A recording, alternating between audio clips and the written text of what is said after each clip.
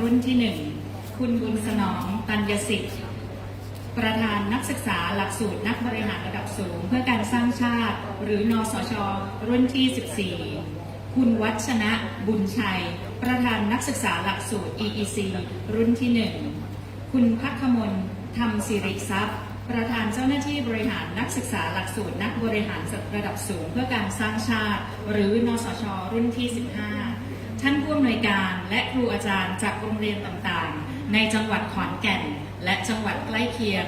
คณะนักศึกษาหลักสูตรนักบริหารระดับสูงเพื่อการสร้างชาติผู้มีเกียรติจากจังหวัดขอนแก่นและทั่วประเทศรวมทั้งเยาวชนสร้างชาติที่มาร่วมค่ายทุกท่านดิฉันนางสาวเจริญขวัญพงประดิษฐ์เลขาธิการนักศึกษาหลักสูตรนักบริหารระดับสูงเพื่อการสร้างชาติรุ่นที่16ขอรับหน้าที่เป็นพิธีกรในวันนี้ค่ะขอต้อนรับทุกท่านเข้าสู่พิธีเปิดค่ายเยาวชนสร้างชาติรุ่นที่15ในบ่ายวันนี้นะคะและเพื่อให้ทุกท่านได้รับทราบข้อมูลความเป็นมาในพันธกิจต่างๆของสถาบันการสร้างชาติซึ่งเป็นผู้สนับสนุนโครงการเยาวชนสร้างชาติมาจนถึงวันนี้15รุ่นแล้วนะคะดิฉันขอเชิญท่านผู้มีเกียรติรับชมวิดีทัศน์แนะนำสถาบันการสร้างชาติเชิญรับชมค่ะขอเสียงปรบมือให้กับคลิปของสถาบันการสร้างชาติด้วยค่ะและลำดับต่อไปดิฉันขอเรียนเชิญคุณจตุรงค์พิสุทธิ์สินกรรมการผู้จัดการบริษัท Power Stainless Steel จำกัดประธานนักศึกษาหลักสูตรนักบริหารระดับสูงเพื่อการสร้างชาติหรือนสช.รุ่นที่16กล่าวแนะนำโครงการค่ายเยาวชนสร้างชาติรุ่นที่15ค่ะ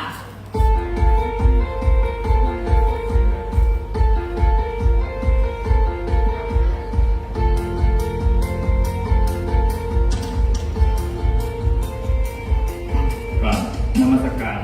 พระคุณเจ้าเรียนศาสตราจารย์ดร.เกรียงศักดิ์เจริญวงศ์ศักดิ์ประธานสถาบันการสร้างชาติพระราชรัตนวัชรบัณฑิตรองศาสตราจารย์ดร.รองอธิการบดีมหาวิทยาลัยมหาจุฬาลงกรณราชวิทยาลัยวิทยาเขตขอนแก่นคุณพัฒนิชผู้ที่เรืองศักดิ์ประธานนักศึกษาหลักสูตรนักบริหารระดับสูงเพื่อการสร้างชาติรุ่นที่1คุณบุญสนองตัญญสิทธิ์ประธานนักศึกษาหลักสูตรนักบริหารระดับสูงเพื่อการสร้างชาติรุ่นที่14คุณวัชนะบุญชัยประธานนักศึกษาหลักสูตร EC รุ่นที่1คุณภัคมลธรรมสิริทรัพย์ประธานเจ้าหน้าที่บริหารนักศึกษาหลักสูตรนักบริหารระดับสูงเพื่อการสร้างชาติหรือนสช.รุ่นที่15ท่านผู้อำนวยการครูอาจารย์โรงเรียนต่างๆในจังหวัดขอนแก่นและจังหวัดใกล้เคียงท่านพ่อแม่ผู้ปกครองท่านผู้มีเกียรติและนักศึกษาหลักสูตรผู้บริหารระดับสูงเพื่อการสร้างชาติหลักสูตรผู้บริหารระดับสูงเพื่อการสร้างชาติก่อตั้งขึ้นโดยศาสตราจารย์ดร.เกรียงศักดิ์เจริญวงศ์ศักดิ์ประธานสถาบันการสร้างชาติเพื่อนำนักบริหารระดับสูงทั้งภาครัฐกิจภาคธุรกิจภาคประชากิจภาควิชาการภาคการเมืองและทุกภาคส่วนของสังคมมาหล่อหลอมเพื่อเรียนรู้ร่วมกันถึงการส่งเสริมสนับสนุนมีส่วนร่วมในการสร้างชาติอันเป็นที่รักยิ่งของพวกเราทุกคนเพื่อความเป็นอารยะและความยั่งยืนพวกเรานักศึกษาตระหนักถึงความจำเป็นที่ทุกคนทุกภาคส่วนต้องรวมตัวกันเป็นชุมชนคนสร้างชาติเป็นการรวมตัวของคนที่มีความปรารถนาดีต่อชาติบ้านเมืองมีเป้าหมายทำสิ่งที่มีคุณประโยชน์ต่อประเทศชาติอย่างแท้จริงหลักสูตรนักบริหารระดับสูงเพื่อการสร้างชาติได้จัดอบรมต่อเนื่องกันมาจนถึงปัจจุบันนี้เป็นรุ่นที่16ส่วนค่ายเยาวชนสร้างชาติ เป็นรุ่นที่ 15 ซึ่งจัดโดยนสชรุ่นที่ 16 คณะนักศึกษาทุกรุ่นได้หล่อหลอมรับรู้และตระหนักในการสร้างคนเพื่อให้คนไปสร้างชาติเป็นเรื่องที่สำคัญยิ่งเยาวชนเป็นกลุ่มคนที่สำคัญต่ออนาคตของชาติเนื่องจากเยาวชนวันนี้คือผู้ใหญ่ในวันหน้าคือพลเมืองของประเทศในอนาคตคณะนักศึกษาซึ่งจัดโครงการเยาวชนสร้างชาติโดยการขอความร่วมมือการสนับสนุนจากทุกภาคส่วนเพื่อให้เยาวชนได้รับการพัฒนาอย่างเต็มศักยภาพเพื่อเป็นเยาวชนที่เป็นคนดีคือเป็นคนที่เห็นแก่ประโยชน์ส่วนรวมมากกว่าส่วนตนเป็นคนที่เก่งคือคนที่ทำได้ทุกสิ่งที่ดีงามและเป็นคนที่กล้าคือกล้ายืนหยัดในสิ่งที่ถูกต้องดีงามนสช.ได้จัดทำโครงการเยาวชนสร้างชาติมาแล้วทั้งหมด 14 รุ่นซึ่งรุ่นปัจจุบันนี้เป็นรุ่นที่ 15 ทุกภาคส่วนทั่วประเทศเข้าร่วมประมาณ 4,000 โรงเรียนสถานการศึกษาเป็นเยาวชนระดับมัธยมปลายระดับอาชีวะระดับมหาวิทยาลัยครั้งนี้เป็นครั้งที่ 15เป็นการจัดเยาวชนเป็นรุ่นแรกที่ใช้เยาวชนมัธยมต้นจากพื้นที่ในจังหวัดขอนแก่นและจังหวัดใกล้เคียงโดยที่มีเยาวชนสร้างชาติจากรุ่นที่ 8คือเยาวชนสร้างชาติระดับมัธยมศึกษาตอนปลายและมหาวิทยาลัยในขอนแก่นมาเป็นพี่เลี้ยงค่ายในครั้งนี้ค่ายเยาวชนสร้างชาติเป็นกิจกรรมสำคัญยิ่งของโครงการเป็นเหมือนจุดเริ่มต้นที่ให้เยาวชนได้รับการสร้างให้เป็นคนดีคนเก่งคนกล้าหลังจากเสร็จค่ายเยาวชนสร้างชาตินี้แล้วคณะนักศึกษานสช.รุ่น 16จะเป็นพี่เลี้ยงเป็นโค้ชที่ให้เยาวชน 246 ท่านที่มาเข้าค่ายในครั้งนี้จาก 58 โรงเรียนสถานการศึกษาในจังหวัดขอนแก่นกลับไปตั้งชมรมสร้างชาติเยาวชนในสถานศึกษาขยายเครือข่ายเยาวชนสร้างชาติที่ดีเก่งกล้าในโรงเรียนเดียวกันและโรงเรียนอื่นๆเพื่อพัฒนาอย่างต่อเนื่องและเติบโตเป็นผู้ใหญ่ที่มีคุณภาพดังบุตรเมล็ดพันธุ์ที่จะเจริญงอกงามรวมตัวกันของเยาวชนรุ่นใหม่ที่มีคุณภาพที่มีใจส่วนรวมเพื่อประเทศชาติในค่ายครั้งนี้นอกจากเยาวชนสร้างชาติระดับมัธยมต้นที่มาร่วมแล้วยังมีผู้อำนวยการคุณครูอาจารย์จากสถาบันการศึกษามาร่วมในค่ายนี้ด้วยจาก 58 สถาบันโดยมีการอบรมให้ความรู้แก่ผู้บริหารและคุณครูที่มาร่วมควบคู่กันไปและก็มีค่ายของพ่อแม่ผู้ปกครองของเยาวชนที่มาร่วมอบรมพ่อแม่สร้างชาติและก็มีพระสงฆ์ในจังหวัดขอนแก่นที่มาร่วมอบรมพระสร้างชาติโครงการเยาวชนสร้างชาติรุ่นที่ 15ตั้งใจจะฝึกฝนสนับสนุนให้เยาวชนรู้ถึงคุณค่าความสำคัญของตนเองที่มีต่อครอบครัวสังคมและประเทศชาติพัฒนาศักยภาพของตนเองพัฒนาความเป็นผู้นำโดยฝึกริเริ่มดำเนินโครงการ Cap Cornerstone CCS ที่จะใช้นวัตกรรมเพื่อในการแก้ไขปัญหาและพัฒนาทั้งชุมชนและโรงเรียนและสังคมตามความถนัดตามความสามารถกับผมในนามของนักศึกษา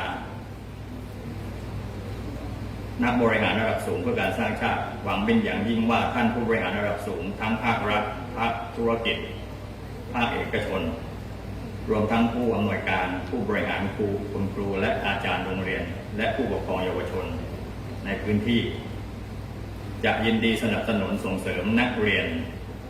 นักศึกษาในจังหวัดของท่านตามสถานการศึกษาของท่านเพื่อให้บุตรหลานของท่านเป็นเยาวชนที่อยู่ในโครงการ ได้พัฒนาอย่างต่อเนื่อง และจะต้องจารึกประวัติศาสตร์ชาติไทยจะบันทึกไว้ว่าทุกท่านก็คือผู้มีส่วนร่วมในการกำเนิดเครือข่าย เยาวชน คนดีเก่งกล้าเพื่อการสร้างชาติอย่างยั่งยืนสืบไปขอบพระคุณครับ ขอขอบพระคุณคุณจตุรงค์พิสุทธิ์สินเป็นอย่างสูงค่ะ และลำดับต่อไปขอเชิญผู้มีเกียรติชมวิดีทัศน์โครงการเยาวชนสร้างชาติรุ่นที่ 1 ถึงรุ่นที่ 14 ที่จัดขึ้นสำหรับนักเรียนมัธยมศึกษาตอนปลาย วิทยาลัย และมหาวิทยาลัยในกรุงเทพและปริมณฑลนักเรียนนักศึกษาในภาคกลาง ภาคเหนือ ภาคตะวันออกเฉียงเหนือ ภาคตะวันออก และภาคใต้กว่า 4,000 ชมรมทั่วประเทศที่มีสมาชิกชมรมกว่า 200,000 คนทั่วประเทศค่ะ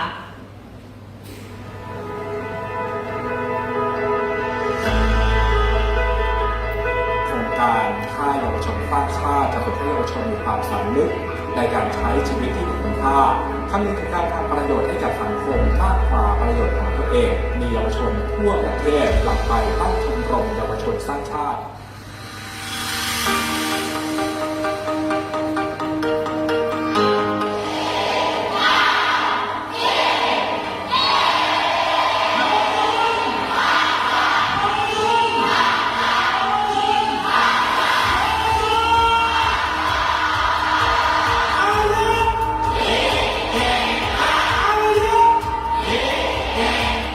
ถ้าเปลี่ยนความคิดชีวิตจะเปลี่ยนแน่ไม่มีใครสามารถฝืนความคิดได้ เปลี่ยนความคิดเธอแล้วเปลี่ยนชีวิตแล้วเราจะมีผลต่อโลก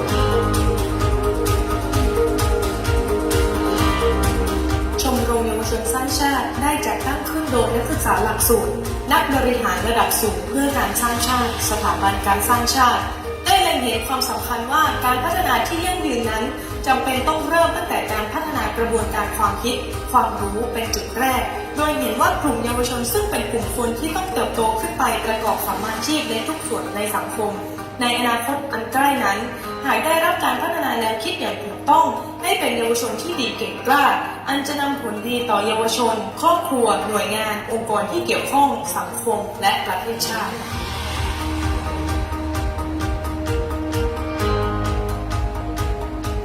วัตถุประสงค์ของชมรมเยาวชนสร้างชาติ 1. เพื่อวางรากฐานแนวคิดความรู้มีค่านิยมในการดำเนินชีวิตทุกเรื่องอย่างถูกต้องเกิดประโยชน์ต่อตนเองผู้อื่นและสังคมโดยส่วนรวม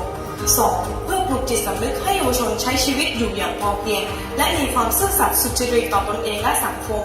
3. เพื่อพัฒนาเยาวชนอย่างเป็นระบบส่งผลให้เยาวชนมีส่วนร่วมในการพัฒนาสังคมและประเทศชาติ 4.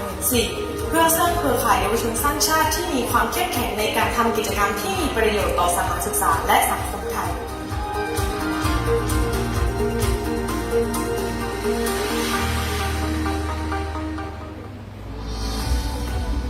คำปฏิญาณเยาวชนสร้างชาติข้าพเจ้าเยาวชนสร้างชาติขอปฏิญาณตนเป็นคนดียึดถือประโยชน์ส่วนรวมมากกว่าส่วนตนเป็นคนเก่งใช้ความรู้ความสามารถที่มีอย่างเต็มศักยภาพเพื่อส่วนรวมเป็นคนกล้ยืนหยัดมีจุดยืนในสิ่งที่ถูกต้องดีงามจับปฏิบัติตนให้สมเกียรติของการเป็นเยาวชนสร้างชาติสถาบันการสร้างชาติ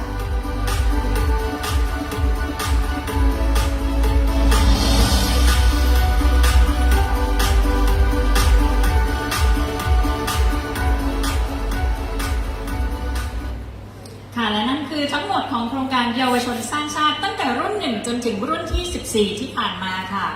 และลำดับต่อไปขอเรียนเชิญคุณชัยรัตน์บุญส่งประธานเจ้าหน้าที่บริหารนักศึกษาหลักสูตรนักบริหารระดับสูงเพื่อการสร้างชาติหรือนสช.รุ่นที่ 16 จะได้กล่าวขอบคุณผู้มีส่วนในการจัดค่ายเยาวชนสร้างชาติในครั้งนี้ค่ะ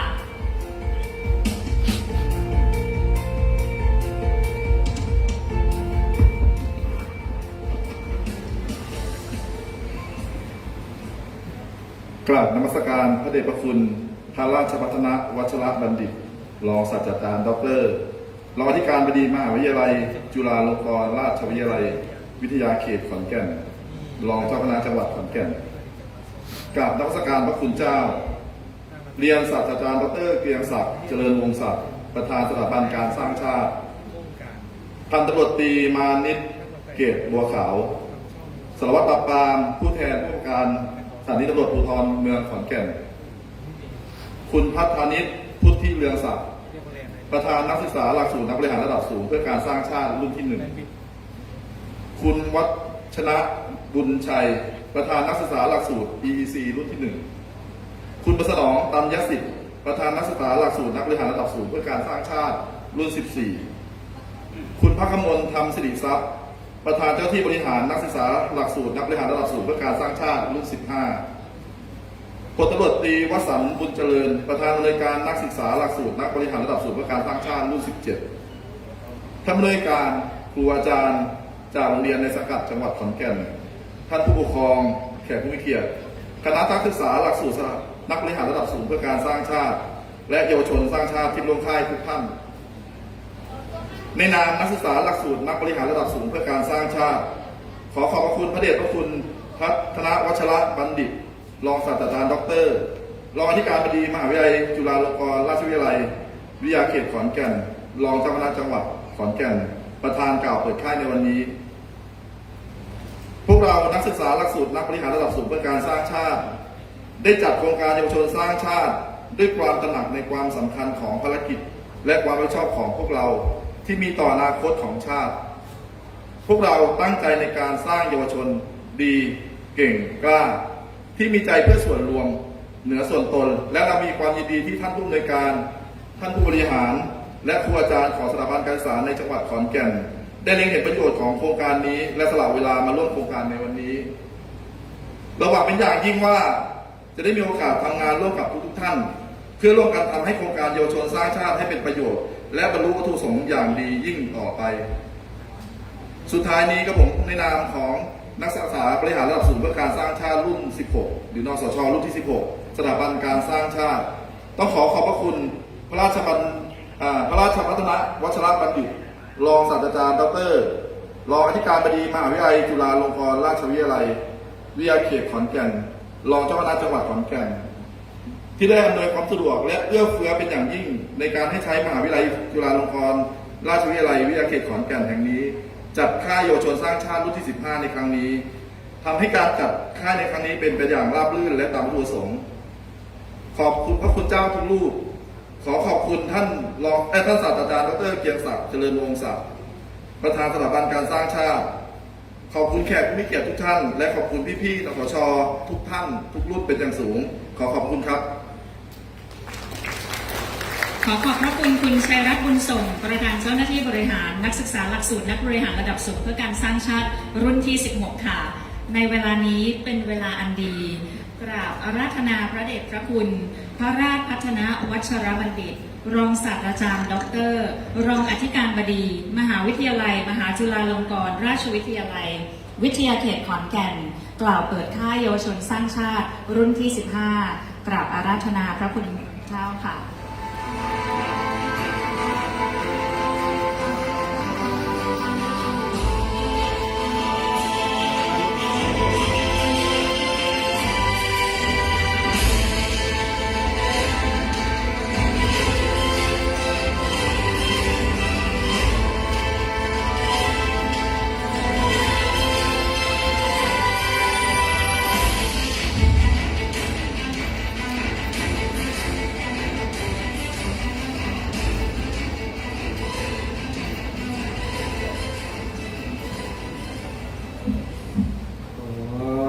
โอกาส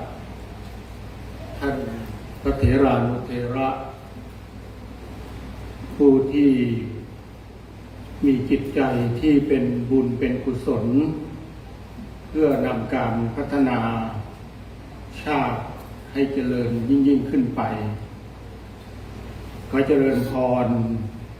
ท่านศาสตราจารย์ดร.เกียรติศักดิ์เจริญวงศ์ศักดิ์ประธานสถาบันการสร้างชาติพร้อมด้วยท่านผู้มีเกียรติและเยาวชนผู้รักชาติทั้งหลาย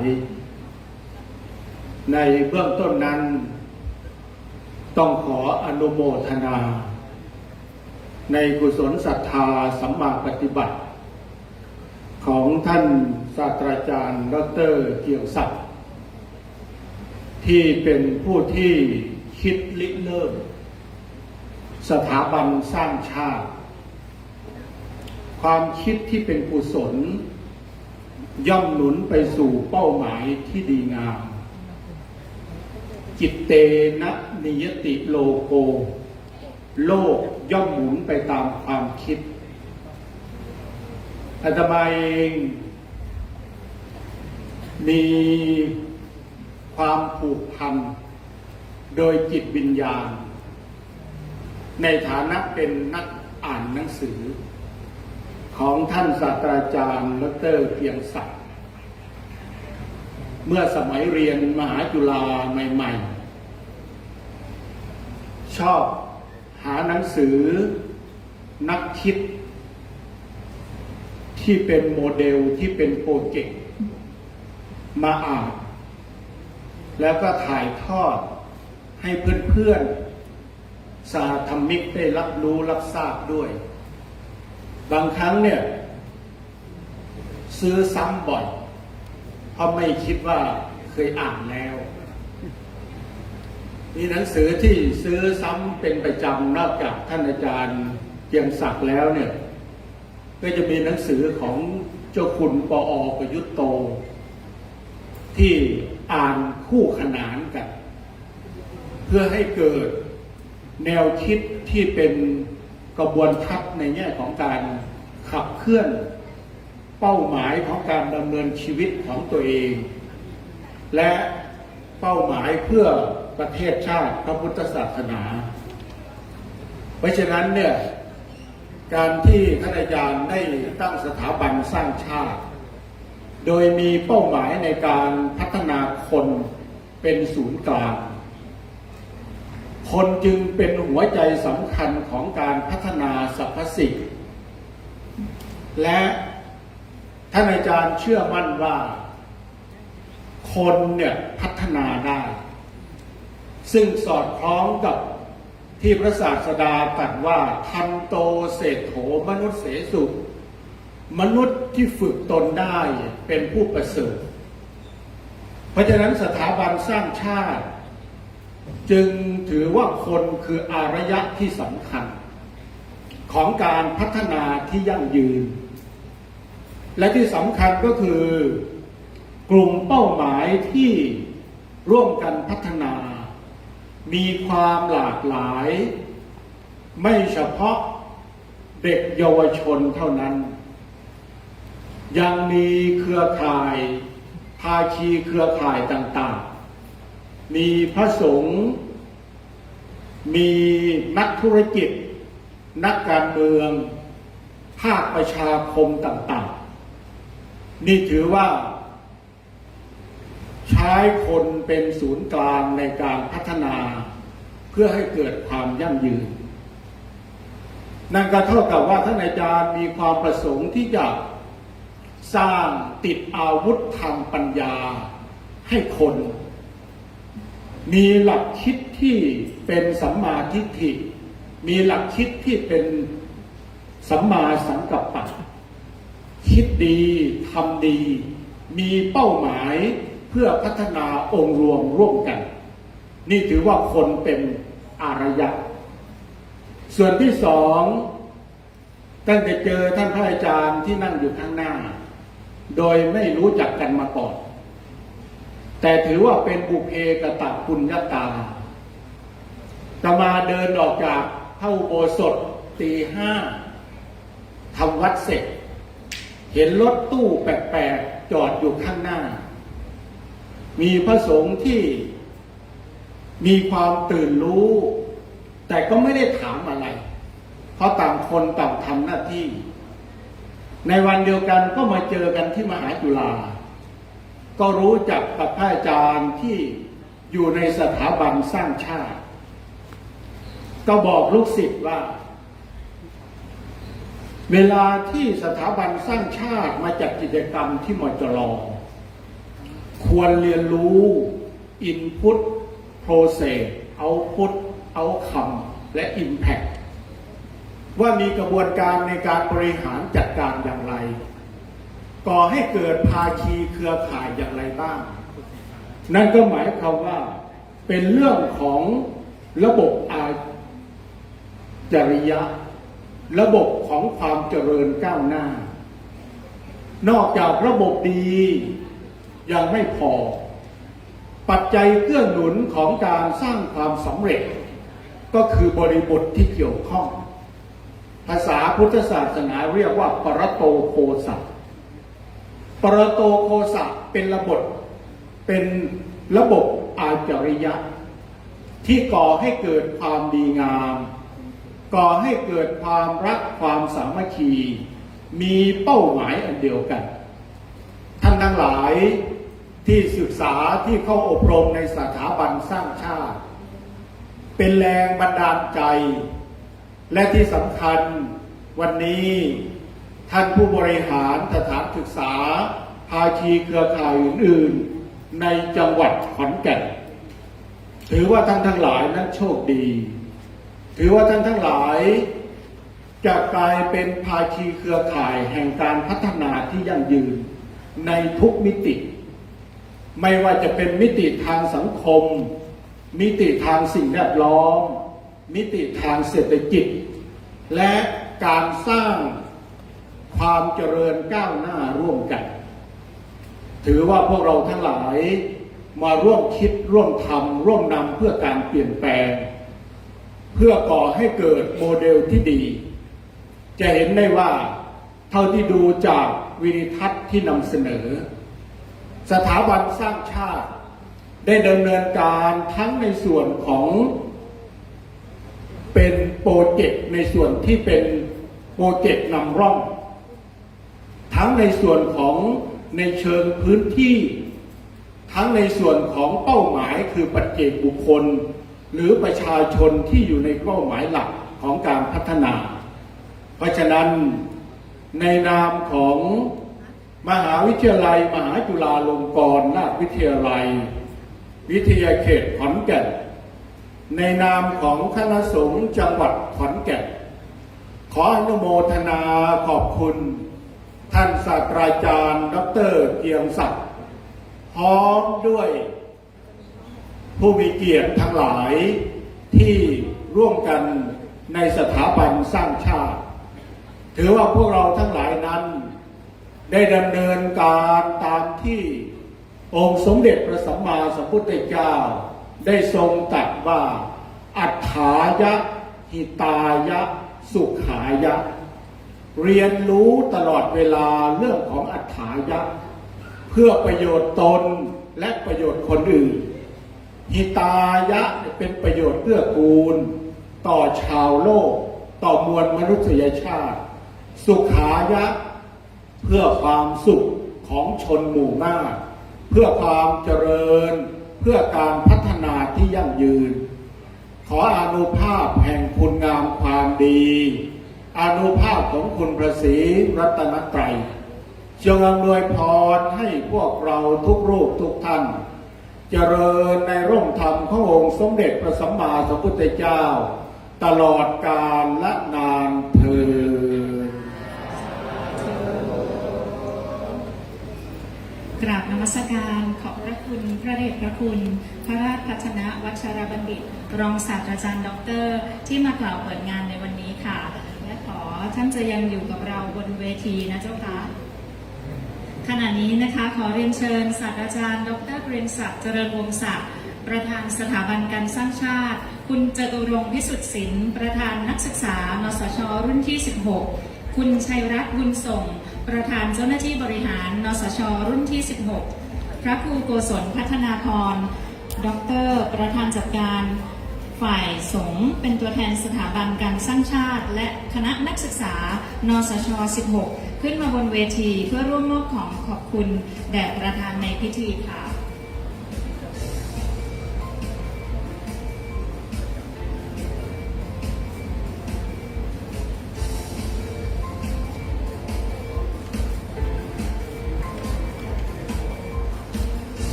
รองศาสตราจารย์ดร.วิทยาทองดี ผู้ช่วยอธิการบดีฝ่ายกิจการทั่วไปค่ะ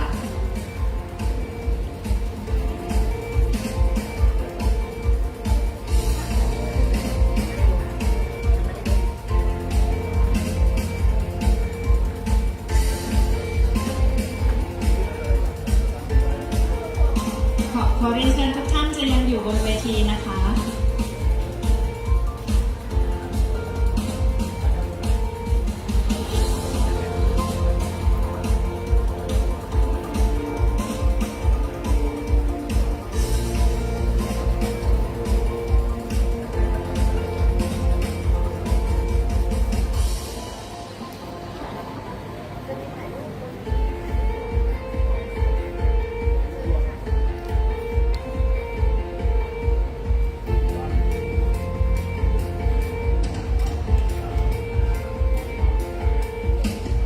และลำดับต่อไปขอขอบพระคุณพลตำรวจตรีมานิตเกตบัวขาว ผู้แทนจากสถานีตำรวจภูธรเมืองขอนแก่นค่ะ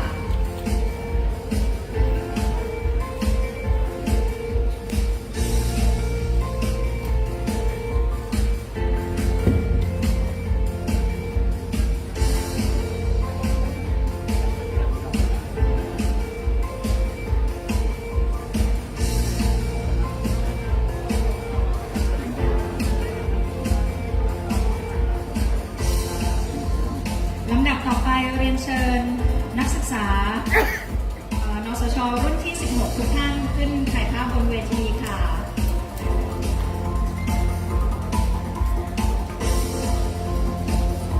เรียนเชิญแขกผู้มีเกียรติทุกท่านด้วยนะคะ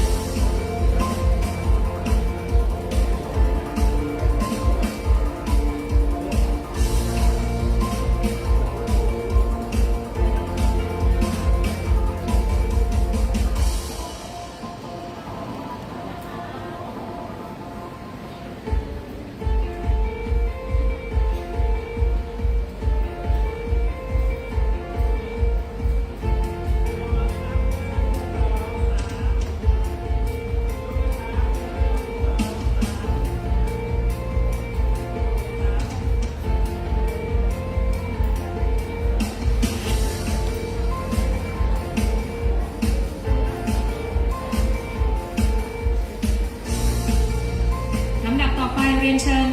แขก VIP ทุกท่านนะคะ ประธานและ CEO จากนสช.ทุกรุ่นนะคะ ทุกหลักสูตรเรียนเชิญถ่ายรูปร่วมกันค่ะ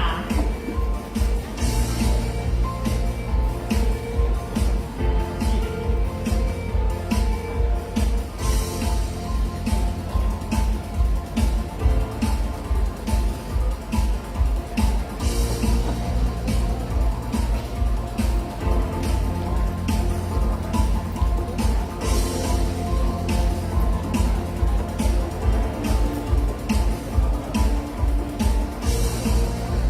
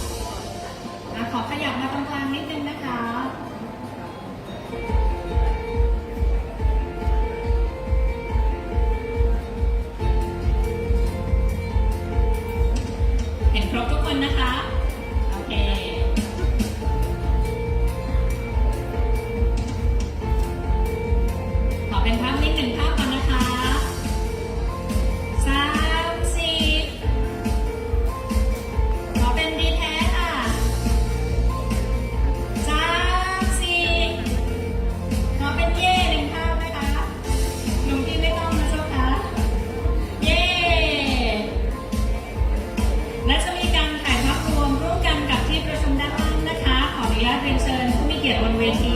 กรุณาลงมายืนด้านล่างนะคะเพื่อถ่ายภาพร่วมกันเป็นเกียรติประวัติกับน้องๆเยาวชนสร้างชาติทั้งห้องประชุมแห่งนี้ค่ะ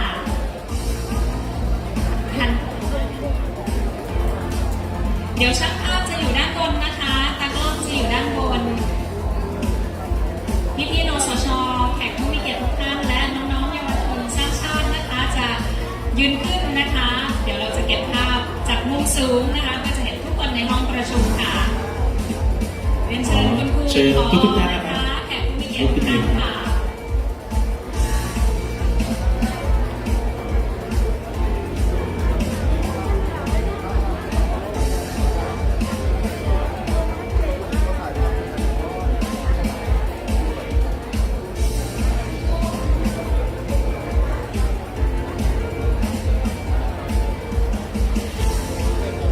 เยาวชนสร้างชาติยกธงนะฮะยกธงกลุ่มขึ้นมาเลยครับตัวแทน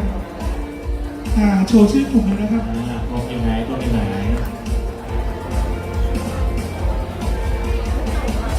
เดี๋ยวจะให้สัญญาณนะครับตอนถ่ายรูปสั่งเยาวชนสร้างชาตินะครับ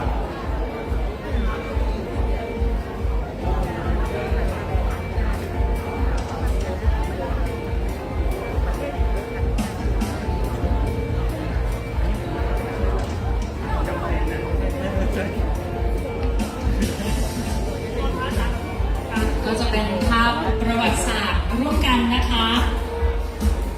สำหรับการทำค่ายเยาวชนสร้างชาติซึ่งเป็นชั้นมัธยมต้นนะคะเป็นรุ่นแรกนะคะเรียนเชิญพี่ๆทุกท่านนะคะแขกผู้มีเกียรติน้องๆทุกคนยืนขึ้นนะ ขอพระคุณเจ้ามาทำกันนะครับพระคุณเจ้าอยู่ตรงกลางนะครับโอเคครับ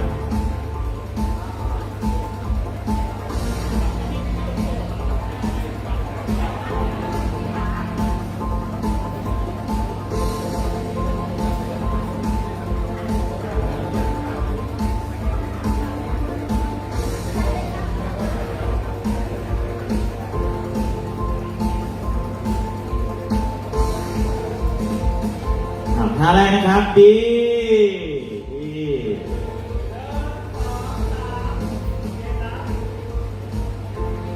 งามจริงโอเคครับอัดวิดีโอเลยครับโอเคครับพร้อมให้สัญญาณนะครับ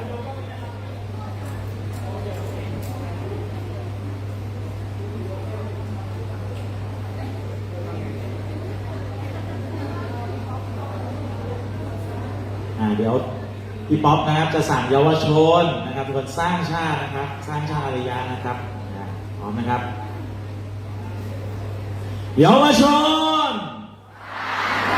เยาวชนเยาวชนสร้างชาติสร้างชาติ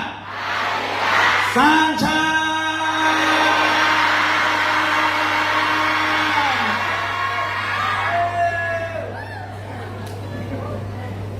โอเคครับขอบพระคุณมากนะครับขอบพระคุณทุกภาคส่วนนะครับในวันนี้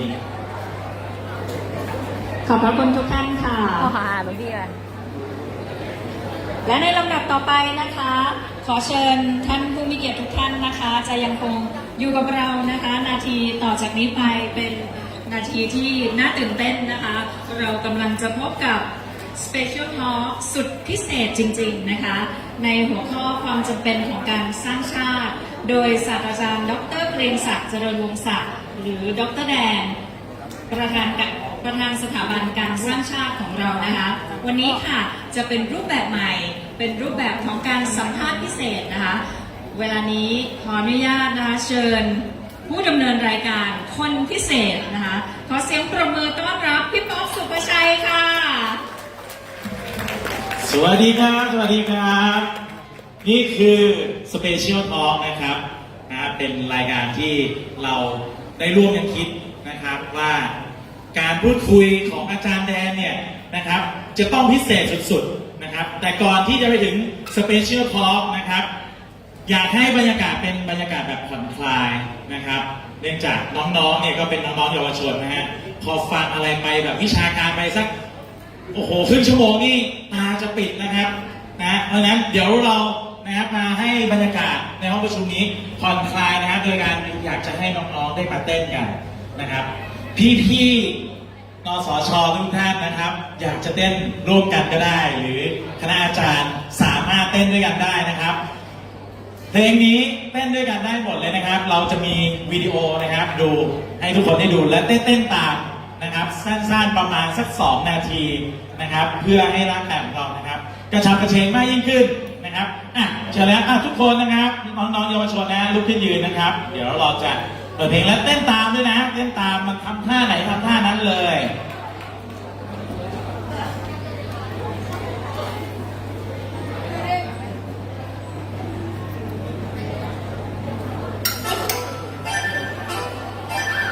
มาแล้ว 5, 4, ทำท่าตามเยาวชนสร้างชาติ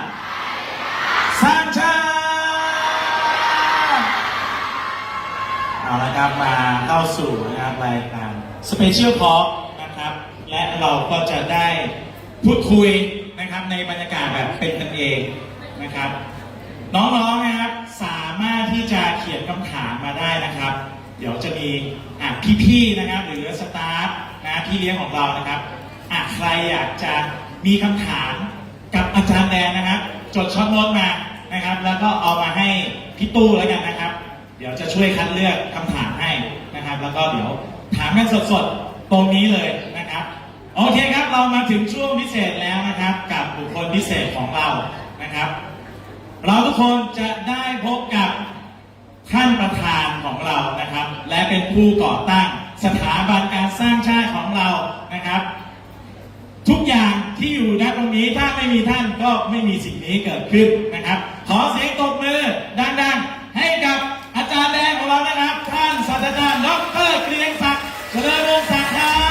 บ ดร.เกรียงศักดิ์เจริญวงศ์ศักดิ์ปริญญาตรีเศรษฐศาสตร์เกียรตินิยมอันดับ 1 มหาวิทยาลัยมอนาชปริญญาโทรัฐประศาสนศาสตร์มหาวิทยาลัยฮาร์วาร์ดปริญญาโทบริหารวิทยาลัยบริหารธุรกิจมหาวิทยาลัยเคมบริดจ์ปริญญาเอกเศรษฐศาสตร์มหาวิทยาลัยมอนาชปริญญาเอกการบริหารมหาวิทยาลัยออกฟอร์ดศึกษาหลักปริญญาเอกนโยบายสาธารณะและการบริหารมหาวิทยาลัยออกฟอร์ดแห่งชาตินายกสมาคมไทยออสเตรเลียนในพระราชูปถัมภ์สมเด็จพระบรมโอรสาธิราชเขียนบทความแสดงความคิดเห็นตีพิมพ์ในหนังสือพิมพ์และวารสารเขียนหนังสือภาษาไทยและภาษาอังกฤษกว่า200 เล่มงานวิจัยกว่า500 เรื่องบทความภาษาไทยและภาษาอังกฤษกว่า 6,000 บทความ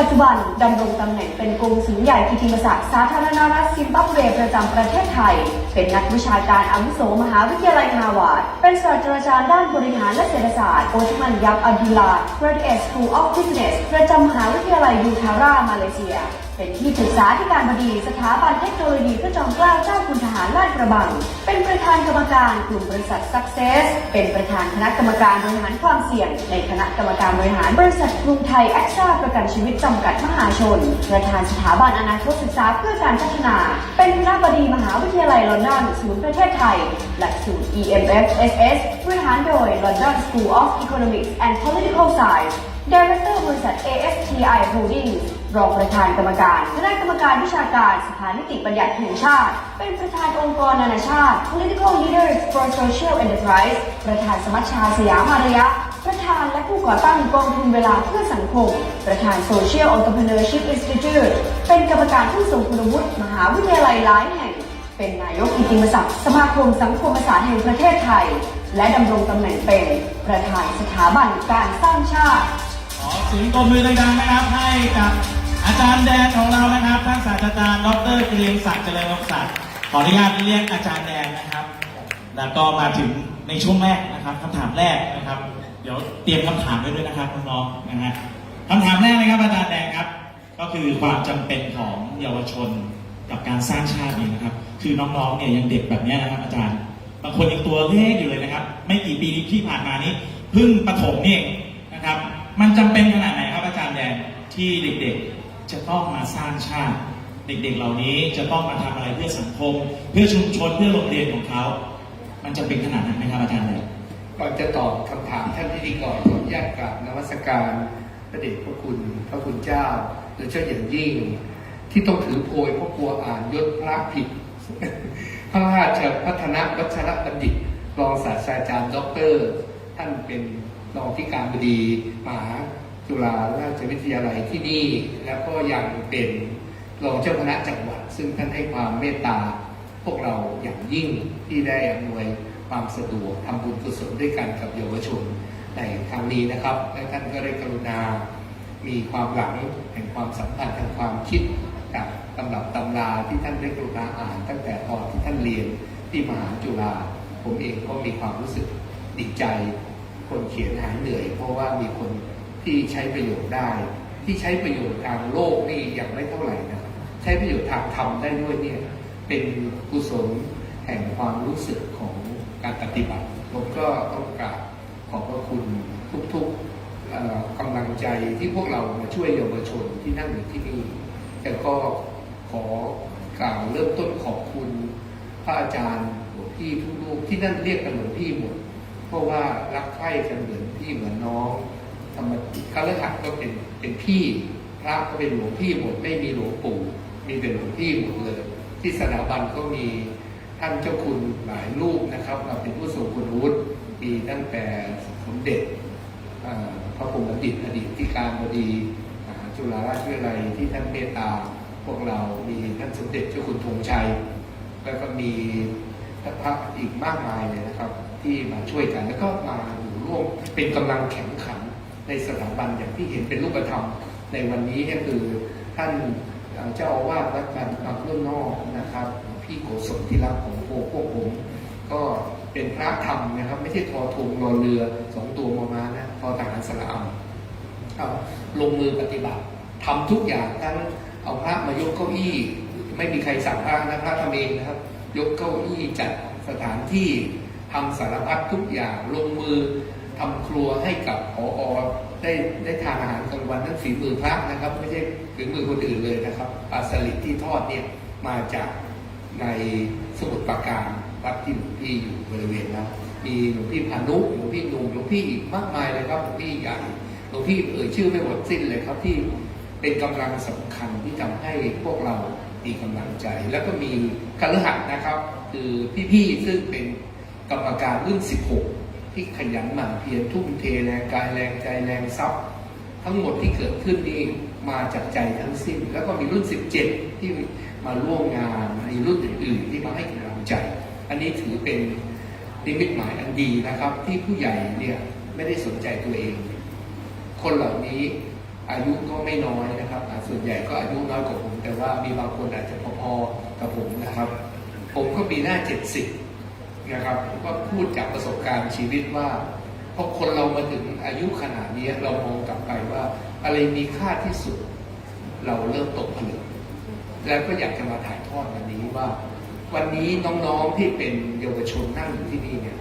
มีผู้ใหญ่เอาใจช่วยอยู่เต็มเลยไม่ได้ในสังคมนี้ไม่ได้มีแต่ผู้ใหญ่ซึ่งไม่ใส่ใจเด็กเยาวชนนะครับมีผู้ใหญ่ส่วนหนึ่งที่ใส่ใจรักเหมือนลูกหลานหวังดีไม่รู้ว่าเราอยากจะถ่ายทอดทิ้งอะไรไปให้ก็ทิ้งของดีๆไว้ในตัวเยาวชนเป็นบรรยากาศซึ่งที่ดีที่สุดที่สังคมไทยควรเป็นทุกที่ทุกมุมเราผมเคยพูดบ่อยๆนะครับท่านพิธีกรว่าสังคมหนึ่งมี3 วัยวัยใหญ่วัยกลางวัยใหม่เรียกอย่างนี้แล้วกันนะครับวัยใหญ่เนี่ยเป็นคนเริ่มมีทรัพย์แล้วเพราะว่าใช้เวลายาวนานพอมีทรัพย์มากน้อยไม่เป็นไรแต่พอมีนะครับพอมีเวลาก็มักจะไม่ค่อยได้ทำงานแบบเต็มที่ในวัยงานแล้วใช่ไหมครับแรงไม่ค่อยดีร่างกายไม่ค่อยมีแรงแล้วก็อาจจะขาดบางเรื่องวัยกลางเนี่ยนะครับจะเป็นคนที่ทำงานอยู่ก็พอจะมีทรัพย์นะครับและยังมีแรงแต่ไม่ค่อยมีเวลาวัยใหม่วัยเด็กเนี่ยนะครับเวลามีเยอะแรงเยอะทรัพย์ไม่มีนะครับฉะนั้นถ้า3 วัยนี้ทำงานด้วยกันเนี่ยผมก็คิดไอ้โมเดล3 วัยนี้คือว่าทำงานด้วยกันในสังคม วัยเด็กคือวัยกำลังพัฒนาตนเพื่อรอเป็นผู้ใหญ่วัยผู้ใหญ่คือวัยที่วัยกลางที่กำลังทำงานก่อนเกษียณและหวังว่าไม่เกษียณเร็วแล้วก็วัยผู้ใหญ่พ้นเกษียณเป็นวัยซึ่งสามารถสั่งสมสิ่งดีมาช่วยถ้าเราทำด้วยกันทุกเรื่องในประเทศทุกอย่างในประเทศเราจะปิดช่องว่างหมดเลยเราจะไม่ขาดเลยถ้าเราทำเองในวัยเดียวเนี่ยจะขาดเสมอแต่ถ้าเราทำด้วยกันหมดแรงทรัพย์และเวลามีครบนะครับการจัดค่ายครั้งนี้ผู้ใหญ่มาช่วยนี่ก็เห็นชัดนะครับถ้าให้เด็กจัดค่ายเด็กไม่มีทรัพย์จัดค่ายครั้งหนึ่งนี่ใช้เงินมหาศาลเสมอนะครับเราจัดมาหมดประเทศไทย 4,500 ชมรม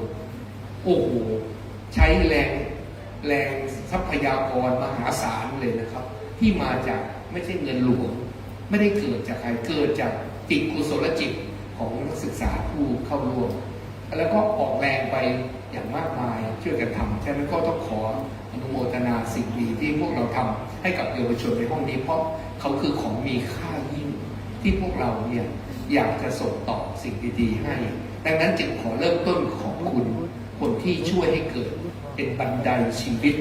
ผมมีทฤษฎีบันไดชีวิตนะครับถ้าใครอยากฟังหลังไปที่สถาบันบันไดหลักๆมี9บันไดที่มนุษย์เราเนี่ยสามารถก้าว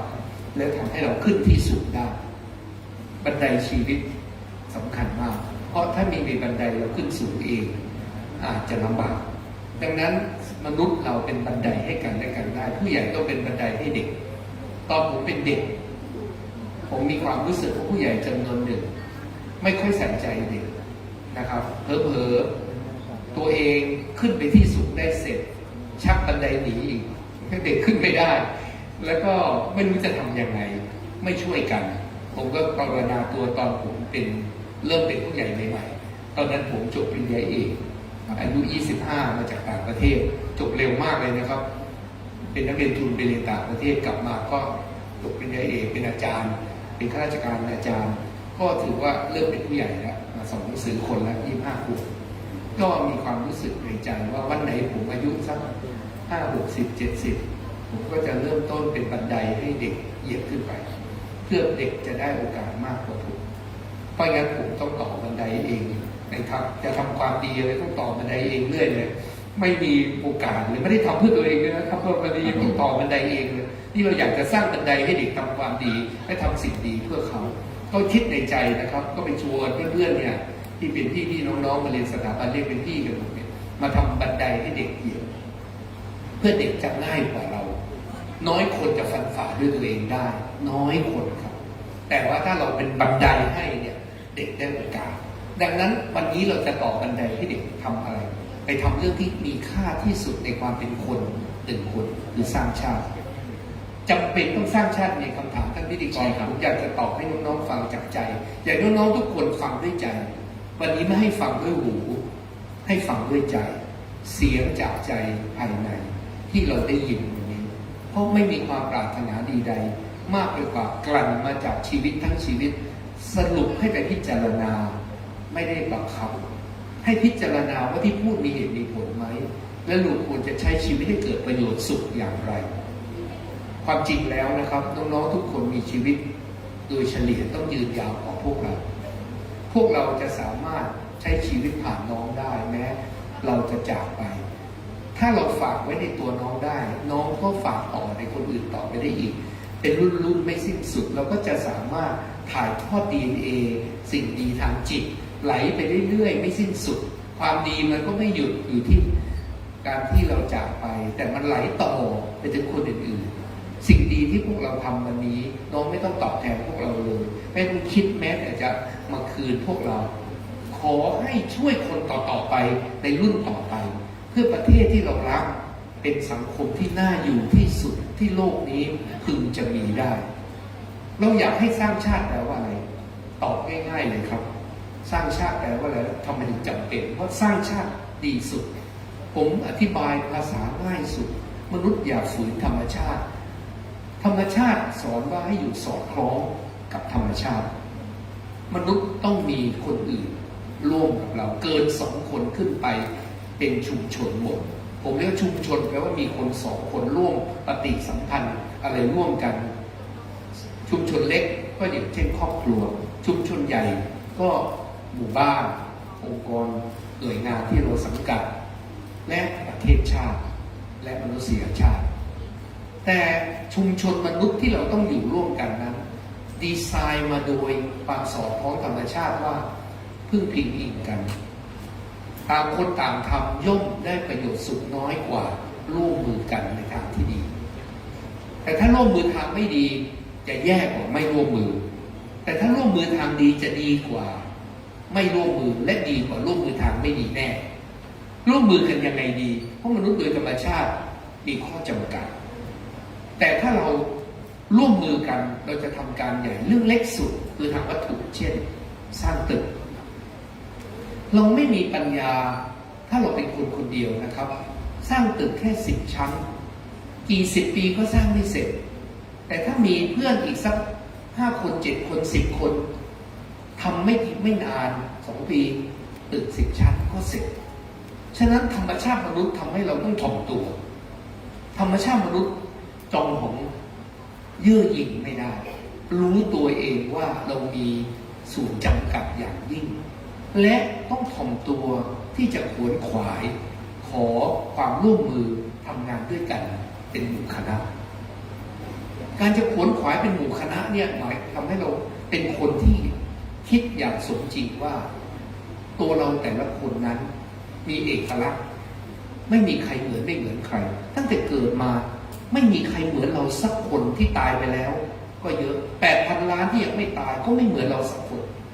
เมื่อไม่เหมือนเราสักคนเราจึงมีหน้าที่ความเป็นคนที่พิเศษสุดที่ไม่มีใครทำแทนเราได้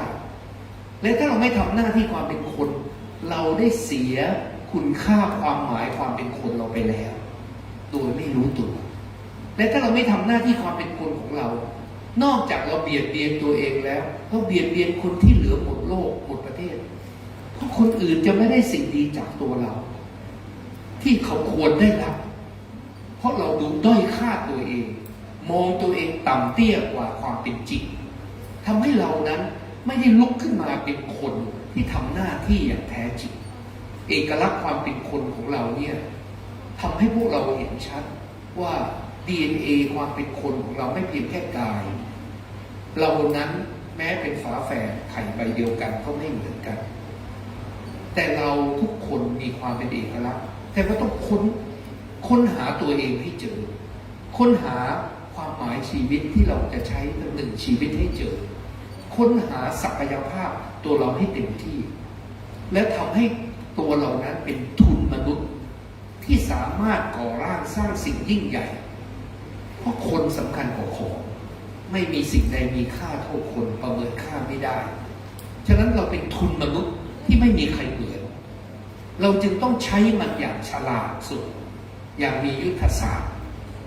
แต่ว่ารู้ว่าเราจะไปถึงเป้าหมายปลายทางมีเป้าหมายอะไรที่เดี๋ยวผมจะขออนุญาตพูดว่าเป้าหมายที่ดีที่สุดคืออะไรเรารู้วิธีจะไปถึงเป้าหมายโดยใช้ตัวเราร่วมกับคนอื่นเพื่อพลังนั้นจะผนึกให้เกิดทวีพลังศักยะพลังที่เรามีถ้าเราร่วมมือกันแบบนี้นะครับน้องๆเราจะใช้ชีวิตแล้วเราจะไม่เบื่อเลยเราจะไม่เบื่อชีวิตเลยเราจะมีความรู้สึกอิ่มตลอดเวลาปิติในใจทุกเวลานาทีที่ใช้ชีวิตอยากจะเล่าจากกลั่นมาจากชีวิตจริงๆประสบการณ์ยิ่งรู้เร็วเท่าไหร่ยิ่งดีผมเนี่ยเข้าใจชีวิตมาตั้งแต่เป็นนักเรียนมัธยมต้นขออนุญาตเล่าให้ฟังว่าค้นหาตัวเองยังไงและอยากทำอะไรและอยากจะชวนน้องไปลองดูว่าใช่ไหมตอนผมอายุ10 กว่าขวบเป็นนักเรียนมัธยมต้นก็เรียนหนังสือสนใจหลักธรรมะสนใจปรัชญาชีวิตอ่านหนังสือนักปราชญ์ตั้งแต่เด็กนักปราชญ์ตะวันตกตะวันออกอ่านหมดตั้งแต่เด็ก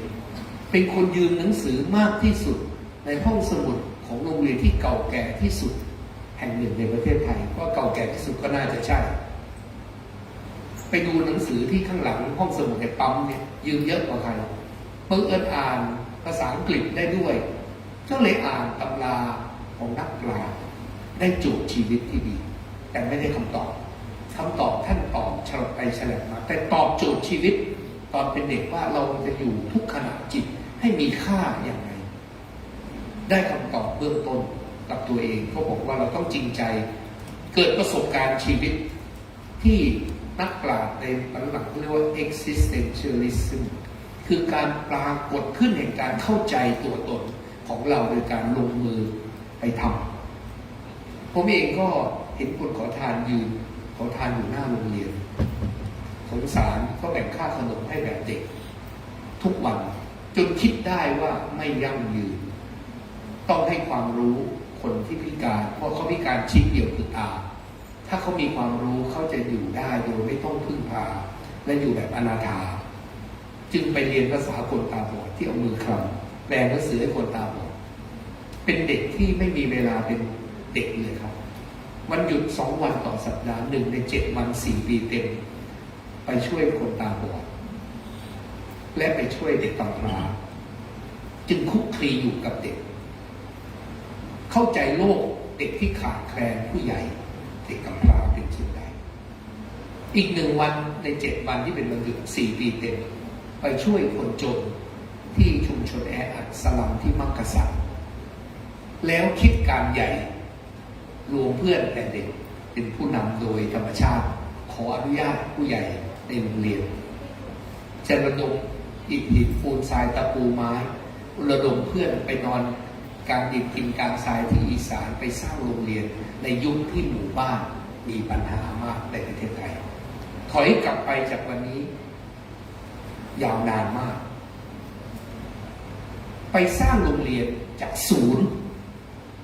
เงินไม่มีปรากฏการณ์นี้ที่เราลงมือทำเรียนไปทำไปเรียนรู้ด้วยชีวิตด้วยความจริงใจอ่านนักคิดลงมือปฏิบัติชีวิตทั้งคิดและทำถ้าพูดภาษาพระนี่ปฏิยัติด้วยนะปฏิบัติด้วยเลยนะลงมือเลยว่าถ้าไม่ทำเนี่ย learning by doing จะไม่รู้จริงต้องจับต้องได้เป็นโปรเจกต์เหมือนที่ท่านเจ้าพระเดชพระคุณพูดว่าเป็นโปรเจกต์ลงมือทำแปลงนามมาทำเป็นรูปธรรมให้หมดลงมือทำมันจะตระหนักรู้ตื่นรู้ในใจตอนเป็นเด็กก็เลยเป็นแบบนี้ก็ชวนเพื่อนไปหมดเลยมาร่วมมือกันทำกันใหญ่โตทำไปทำมามันเกิดการค่อยๆลึกขึ้นในความเข้าใจว่าชีวิตคืออะไรจะอยู่เพื่ออะไรก็ตอบว่าชีวิตอยู่เพื่อประโยชน์สุขของคนอื่นเห็นแก่ส่วนรวมมากกว่าส่วนตนประโยคนี้อยู่ในใจเกิดขึ้นแต่เด็กคิดในใจว่าเราจะทำประโยชน์ให้มากสุดในการใช้1 ชีวิตให้มีค่าอย่างไรดีเอาละโตขึ้นเราตั้งเป้าอยากจะทำประเทศไทยเป็นประเทศที่น่าอยู่เพราะวันนั้นเห็นคนจนมากในอีสานขอบคุณอีสานที่สอนให้ผมเข้าใจผมไปบ้านคุ้มอำเภอมหาชนะชัยวันนี้อยู่ยโสธรวันนั้นอยู่อุบลราชธานีผมเห็นความจนยุคนั้นแล้วตกใจชาวบ้านเอาอาหารที่ดีที่สุดมาเลี้ยงเราที่ได้ทานเข้าไปที่ไม่เคยทานที่กรุงเทพเลยคืออึ่งอ่างครับแย้อึ่งอ่างรสชาติเป็นไงครับอาจารย์รสชาติแย้คล้ายๆไก่นิดนึงคล้ายๆไก่อึ่งอ่างนี่กลิ่นแรงมากจนจำรสไม่ได้เลยกราบเรียนว่าอย่างนี้ครับผมก็เห็นชาวบ้านก็คิดในใจว่าทำคือประโยชน์สุขคนมากที่สุดทำไงดีนะคิดในใจเป็นเรื่องคิดฉลาดนะอ่านหนังสือของนักปราชญ์บอกว่าทำอะไรให้เกิดประโยชน์มากสุดทฤษฎีอัตประโยชน์สูงสุด utilitarianism นักปราชญ์คนนี้พูดเข้าท่าทำประโยชน์ให้มากสุดก็นั่งคิดประโยชน์มากสุดคนมากสุดเอาไงดีเอาละเราอยู่เป็นคนไทยทำนอกประเทศคงทำยากทำในประเทศเรานี่แหละเราคิดในใจว่าจะทำประเทศที่ดีแต่ยังไม่รู้ว่าเรียกอะไรยังไม่ได้เรียกอะไรยากนะครับที่ทำประเทศให้มันดีที่สุดคิดในใจดำเด็กก็คิดว่าเอางี้ให้พื้นฐานให้คนอยู่ดีกินดีพ้นจนเพราะอีสานจนเหลือเกินยุคนั้นวันนั้นบ้านเมืองขัดแย้งกันรุนแรงยิ่งกว่าวันนี้ฆ่ากันตายเลยในยุคนั้นคอมมิวนิสต์เต็มแผ่นดินอีสานเลยยุคนั้นอยู่ในค่าย อาสาพัฒนารุ่นแรก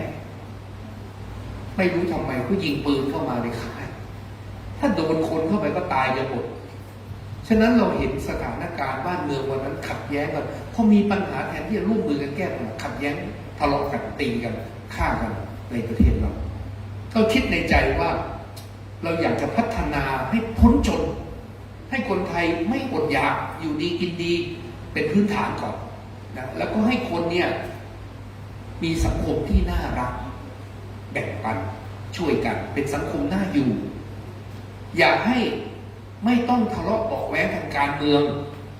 ร่วมมือกันใช้อำนาจเป็นผู้นำกับผู้ตามในประเทศแบบ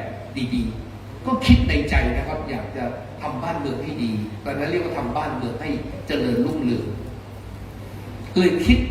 ว่าเราจะไปเรียนหนังสือมหาวิทยาลัยเราคงต้องเลือกวิชาที่ถูกกับตัวเราโจทย์ชีวิตเราชัดแล้วเราอยากทำบ้านเมืองให้ดีไม่เรียนตามกระแสเลยน้องๆครับผมเป็นนักเรียนดีมากนะครับเพื่อนทั้งห้องเนี่ยเรียนแพทย์หมดเลยกับวิศวะผมนี่ได้ทุนเรียนแพทย์ได้ทุนเรียนวิศวะ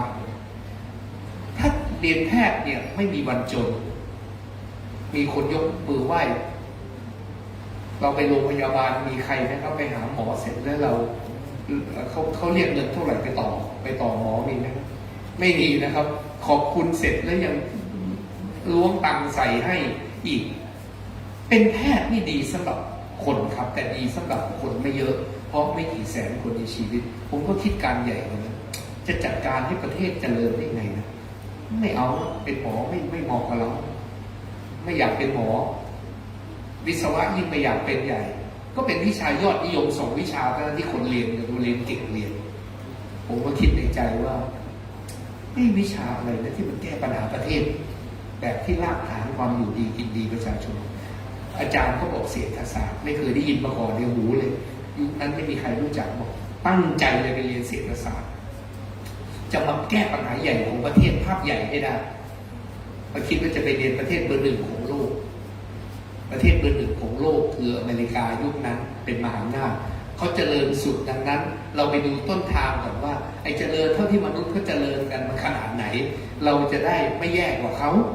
ก็คิดจะไปเรียนอเมริกาครับและก็คิดจะไปเรียนวิชาเศรษฐศาสตร์เพราะอาจารย์เขาบอกว่าเศรษฐศาสตร์เป็นวิธีคิดที่จะเปลี่ยนชีวิตของคนในชาติได้ก็เลยคิดว่าจะไปเรียนกับอาจารย์ที่เก่งที่สุดทางเศรษฐศาสตร์ในโลกยุคนั้นอาจารย์โอ้คนเก่งสุดได้รางวัลโนเบลก็นั่งดูเลยอาจารย์ชั้นดีโนเบลอยู่ที่ไหนก็คิดแล้วเดี๋ยวต้องเป็นลูกศิษย์ให้ได้เพราะเราไปอยู่กับคนเก่งในที่สุดก็ชิงทุนเป็นนักเรียนทุนไปเรียนเมืองนอกไปเรียนเมืองนอกเสร็จก็ตั้งเป้าเลยถ้าเราจะได้ทุนจบปริญญาเอกเนี่ยผมเขียนใส่กระดาษไว้ในทิชชู่ว่าอายุ25เบญจเพศจะจบปริญญาเอกจะได้กลับมาเป็นผู้ใหญ่ทำหน้าที่แบบมีความรู้เต็มที่ขั้นสูงสุดของมนุษย์คือปริญญาเอกเขียนเป้าไว้ว่า25ขวบจะจบปริญญาเอกในที่สุดจบจริงๆ25ขวบจบปริญญาเอกสมถึงที่วางแผนแล้วเพราะทำอะไรต้องมีเป้าแล้ววางยุทธศาสตร์ผมจะได้ปริญญาเอก25มีทางเดียวครับต้องได้ทุนพิเศษทุนเดียวที่เขามีทุนนี้จะได้ไม่ต้องได้ที่1อย่างเดียวถ้าไม่ได้ที่1ไม่มีทางนะนี่เราแข่งกับนักเรียนทุนจำนวนเก่งกาจในโลกนะมันจะได้ที่1เนี่ยมันไม่ง่ายนะฉะนั้นต้องวางแผนว่าเราจะใช้ชีวิตทำยังไงดีแต่เป้าหมายเบื้องต้นสำเร็จก่อนเป็นผู้ใหญ่คือเรียนหนังสือจนจบปริญญาเอก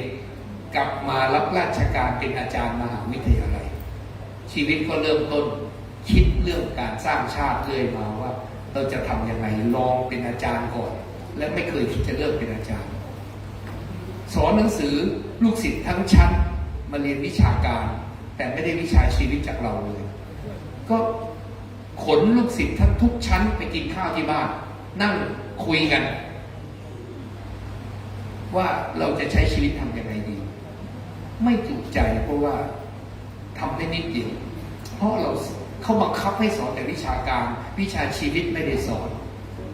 ก็คิดว่าไม่ถูกใจทำยังไงดีนะเป็นอาจารย์ก็ทำเต็มที่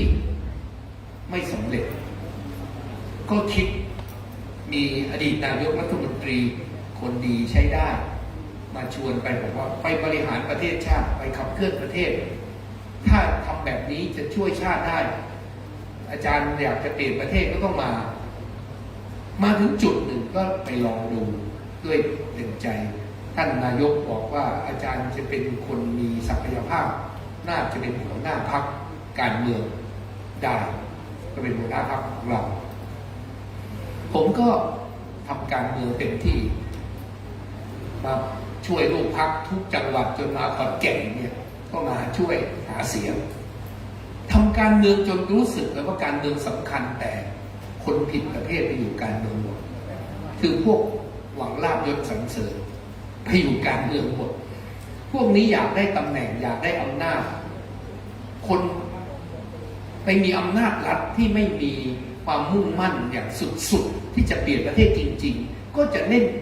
เกมการเมืองกันตลอดเวลาโดยสรุปไปทำงานการเมืองจนมีความรู้สึกว่าไม่ใช่ทางออกเสียเวลาชีวิตอยู่ต่อไปเราได้ตำแหน่งได้ทุกสิ่งที่นักการเมืองเป็นเส้นทางลัดที่ได้ทุกอย่างลาภยศสรรเสริญได้หมดไม่ใช่คำตอบไม่ใช่คำตอบแล้วอะไรคือคำตอบการเมืองมันใช้เงินโมโหลานเพราะคนไทยไม่ยอมช่วยกันทำบุญการเมืองผมเรียกว่าทำบุญการเมืองนะพอไปปล่อยให้บริษัทใหญ่เป็นคนให้เงินหรือให้นักการเมืองไปโกงเงินมาทำการเมืองผลมันก็กลายเป็นแบบที่เห็นเพราะงั้นเราจะไปทำงานในบริษัทที่เขาเชิญไปเพื่อจะชวนเข้ามาช่วยกันไปอยู่บริษัทใหญ่มากในประเทศไม่สำเร็จชวนไม่สำเร็จไม่รู้จะทำยังไงไปอยู่บริษัทใหญ่ในโลกชวนเข้ามาช่วยก็คนต่างชาตินะไปเป็นประธานบริษัทเซมิคอนดักเตอร์ใหญ่ของโลกไปเพราะอยากจะทำความดีช่วยเขาก็ดึงเข้ามาช่วยประเทศไทยให้เจริญก้าวหน้าไม่สำเร็จไม่คิดในใจเอาไงดีนะตอนไปเป็นอาจารย์มหาวิทยาลัยฮาร์วาร์ดก็คิดว่าขาดวิชาสร้างชาติประธานาธิบดีนายกรัฐมนตรีประเทศต่างๆจึงบริหารประเทศไม่ได้เรื่องเลยเป็นส่วนใหญ่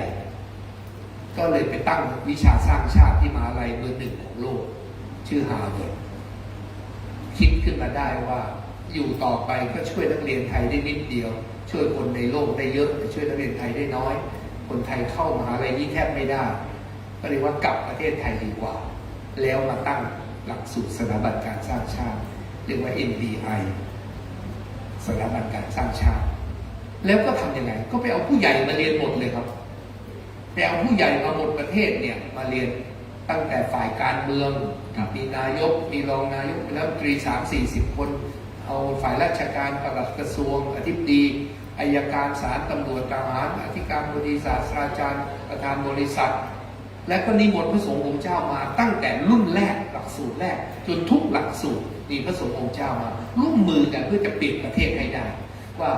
ถ้าเราจับมือกันประเทศต้องเปลี่ยนในชีวิตเราให้เสร็จทุ่มเท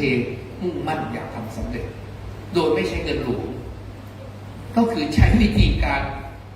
กฐินใช้วิธีแบบพระป่า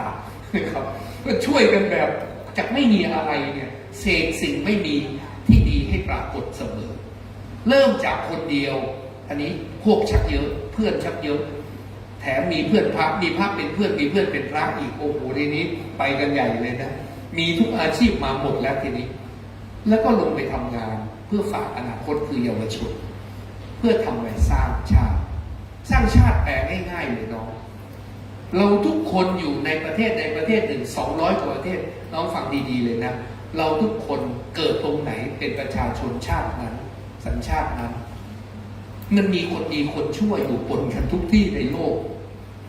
ฉะนั้นจะบริหารสังคมที่มีทั้งคนดีคนชั่วอยู่ปนกันเนี่ยจะทำยังไงนี่หรือโลกจริงถ้าโลกพิเศษคือเราไปเลือกคนออกมาพิเศษแต่โลกจริงมันมีคนดีคนชั่วปนกันอยู่ฉะนั้นเราจะทำประเทศได้ดีโดยคนดีคนชั่วปนกันอยู่ทำไมก็ต้องเอาคนดีขึ้นปกครอง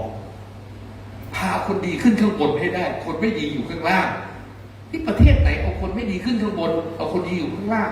มันก็ต้องพังทลายกันไปข้างใดข้างหนึ่งฉะนั้นเราจะทำยังไงเราก็ต้องแยกให้ออกว่าใครดีใครไม่ดี และไม่ได้ไปกล่าวหานะสังเกตชีวิตเอาว่าใครเป็นคนดีก็หนุนพวกนี้ขึ้นไปดูแลประเทศชาติให้ได้แบ่งกันทำบางคนก็ไปเป็นข้าราชการบางคนก็ไปเป็นนักการเมืองบางคนก็ไปเป็นนักธุรกิจบางคนก็ไปเป็นอาจารย์บางคนก็ไปเป็นนู่นเป็นนี่ทำให้คนทั้งประเทศเนี่ยเป็นคนเอียงไปทางดีให้ได้แต่ต้องเปลี่ยนความคิดเพราะมันฝืนธรรมชาติมนุษย์ธรรมชาติมนุษย์เอียงทางไม่ดีนะเอียงทางจะทำชั่วเรื่อยจะดึงไปทางดีต้องใช้ความพยายามดึงแต่จะทำได้บังคับไม่ได้ต้องเปลี่ยนใจให้เห็นว่าชีวิตที่ดีที่สุดคือชีวิตที่มีคุณงามความดีตรงนี้คนตกผลึกเท่านั้นจึงจะยอมเป็นคนดีถ้าเป็นคนธรรมดาเนี่ยเขานึกว่าทำชั่วเนี่ยมีความสุขเขาต้องทำชั่วอยู่แต่ถ้าต้องทำให้เขาเชื่อว่าทำดีมีความสุขเป็นสิ่งดีงามเมื่อไหร่ตอนนี้ต้องอธิบายเพราะมนุษย์สอนได้มนุษย์นี่พัฒนาได้แล้วไม่ใช่จิ้งหรีดไม่ใช่ควายไม่ใช่ลาล่อไม่ใช่สิงสาราสัตว์มันสอนได้ดังนั้นต้องพัฒนามนุษย์ให้เป็นคนให้ได้ที่เจริญรุ่งเรืองสอนให้ mindset เปลี่ยนแบบเต็มใจสถาบันก็พยายามไม่ใช่เป็นสถาบันไม่ใช่อำนาจนะเป็นสถาบันที่ชวนกันทางที่ดีอธิบายด้วยเหตุผลจูงใจจนตกผลึกจนวันนี้เนี่ยที่พวกเราหลายคนไม่ทำชั่วมากเนี่ยแล้วไม่อยากทำชั่วเลยเนี่ยเพราะเกิดความปิติในใจว่าทำดีเนี่ยมันดีกว่าทำชั่วแล้วเราไม่อยากทำชั่วเพราะมันทำชั่วมันทำความทุกข์ให้กับตัวเองและผู้อื่นมีมนุษย์คนไหนบ้างล่ะครับที่อยากมีความทุกข์ความทุกข์เป็นเรื่องชีวิตถ้าท่านอยากหลีกหนีความทุกข์กันหมดอยากเจอความสุขผมอยากจะบอกให้น้องๆฟังช่วยเก็บไปพิจารณาคิดนะครับว่าน้องครับผมค้นพบวิธีคิดแบบปรัชญาวิธีคิดปรัชญามี10มิติหลวงพี่พระอาจารย์พระเดชพระคุณท่านรองอธิการบดีท่านได้กรุณาบอกว่าอ่านหนังสือความคิดเป็นระบบที่ผมเขียนผมบอกเชิงปรัชญากระบวนเนี่ยนะคือทำ10อย่างน้อยหนึ่งในนั้นคือการจัดหมวดหมู่1คือนิยามให้ชัดให้รู้ว่ามันคืออะไรผมเสนอน้องๆนะครับน้องอยากมีความสุขไหมความสุขมีแค่4แบบมนุษย์เราเนี่ยมีความสุข4แบบปนเปกันไม่เท่ากันกว่าผมจะพูดประโยชน์ทางปรัชญานี้ได้เนี่ยไม่ได้พูดเพ้อเจ้อนะคิดทั้งชีวิตว่ามนุษย์มีความสุขแค่4แบบเรื่องอื่นเป็นตัวเล็กภายใต้ตัวใหญ่4หมวดนี้เท่านั้นไม่มีมากกว่านี้1สุขสำเร็จเกิดจากการทำอะไรตั้งเป้าหวังว่าดีนะไม่ดีก็มีตั้งเป้าและสำเร็จเช่นอยากได้ตำแหน่งอยากสอบเข้ามหาวิทยาลัยได้สอบเข้าได้อยากได้เงินทองอยากได้อะไรแล้วได้ตั้งเป้าแล้วสำเร็จเนี่ยมันจะมีความสุขแบบหนึ่งสุขแบบที่1แล้วสุขสำเร็จสุขแบบที่2สุขสัมพันธ์มนุษย์เราเกิดมาเนี่ยมีความสัมพันธ์กับคนอื่นเอาไปขังเดี่ยวอยู่ในคุก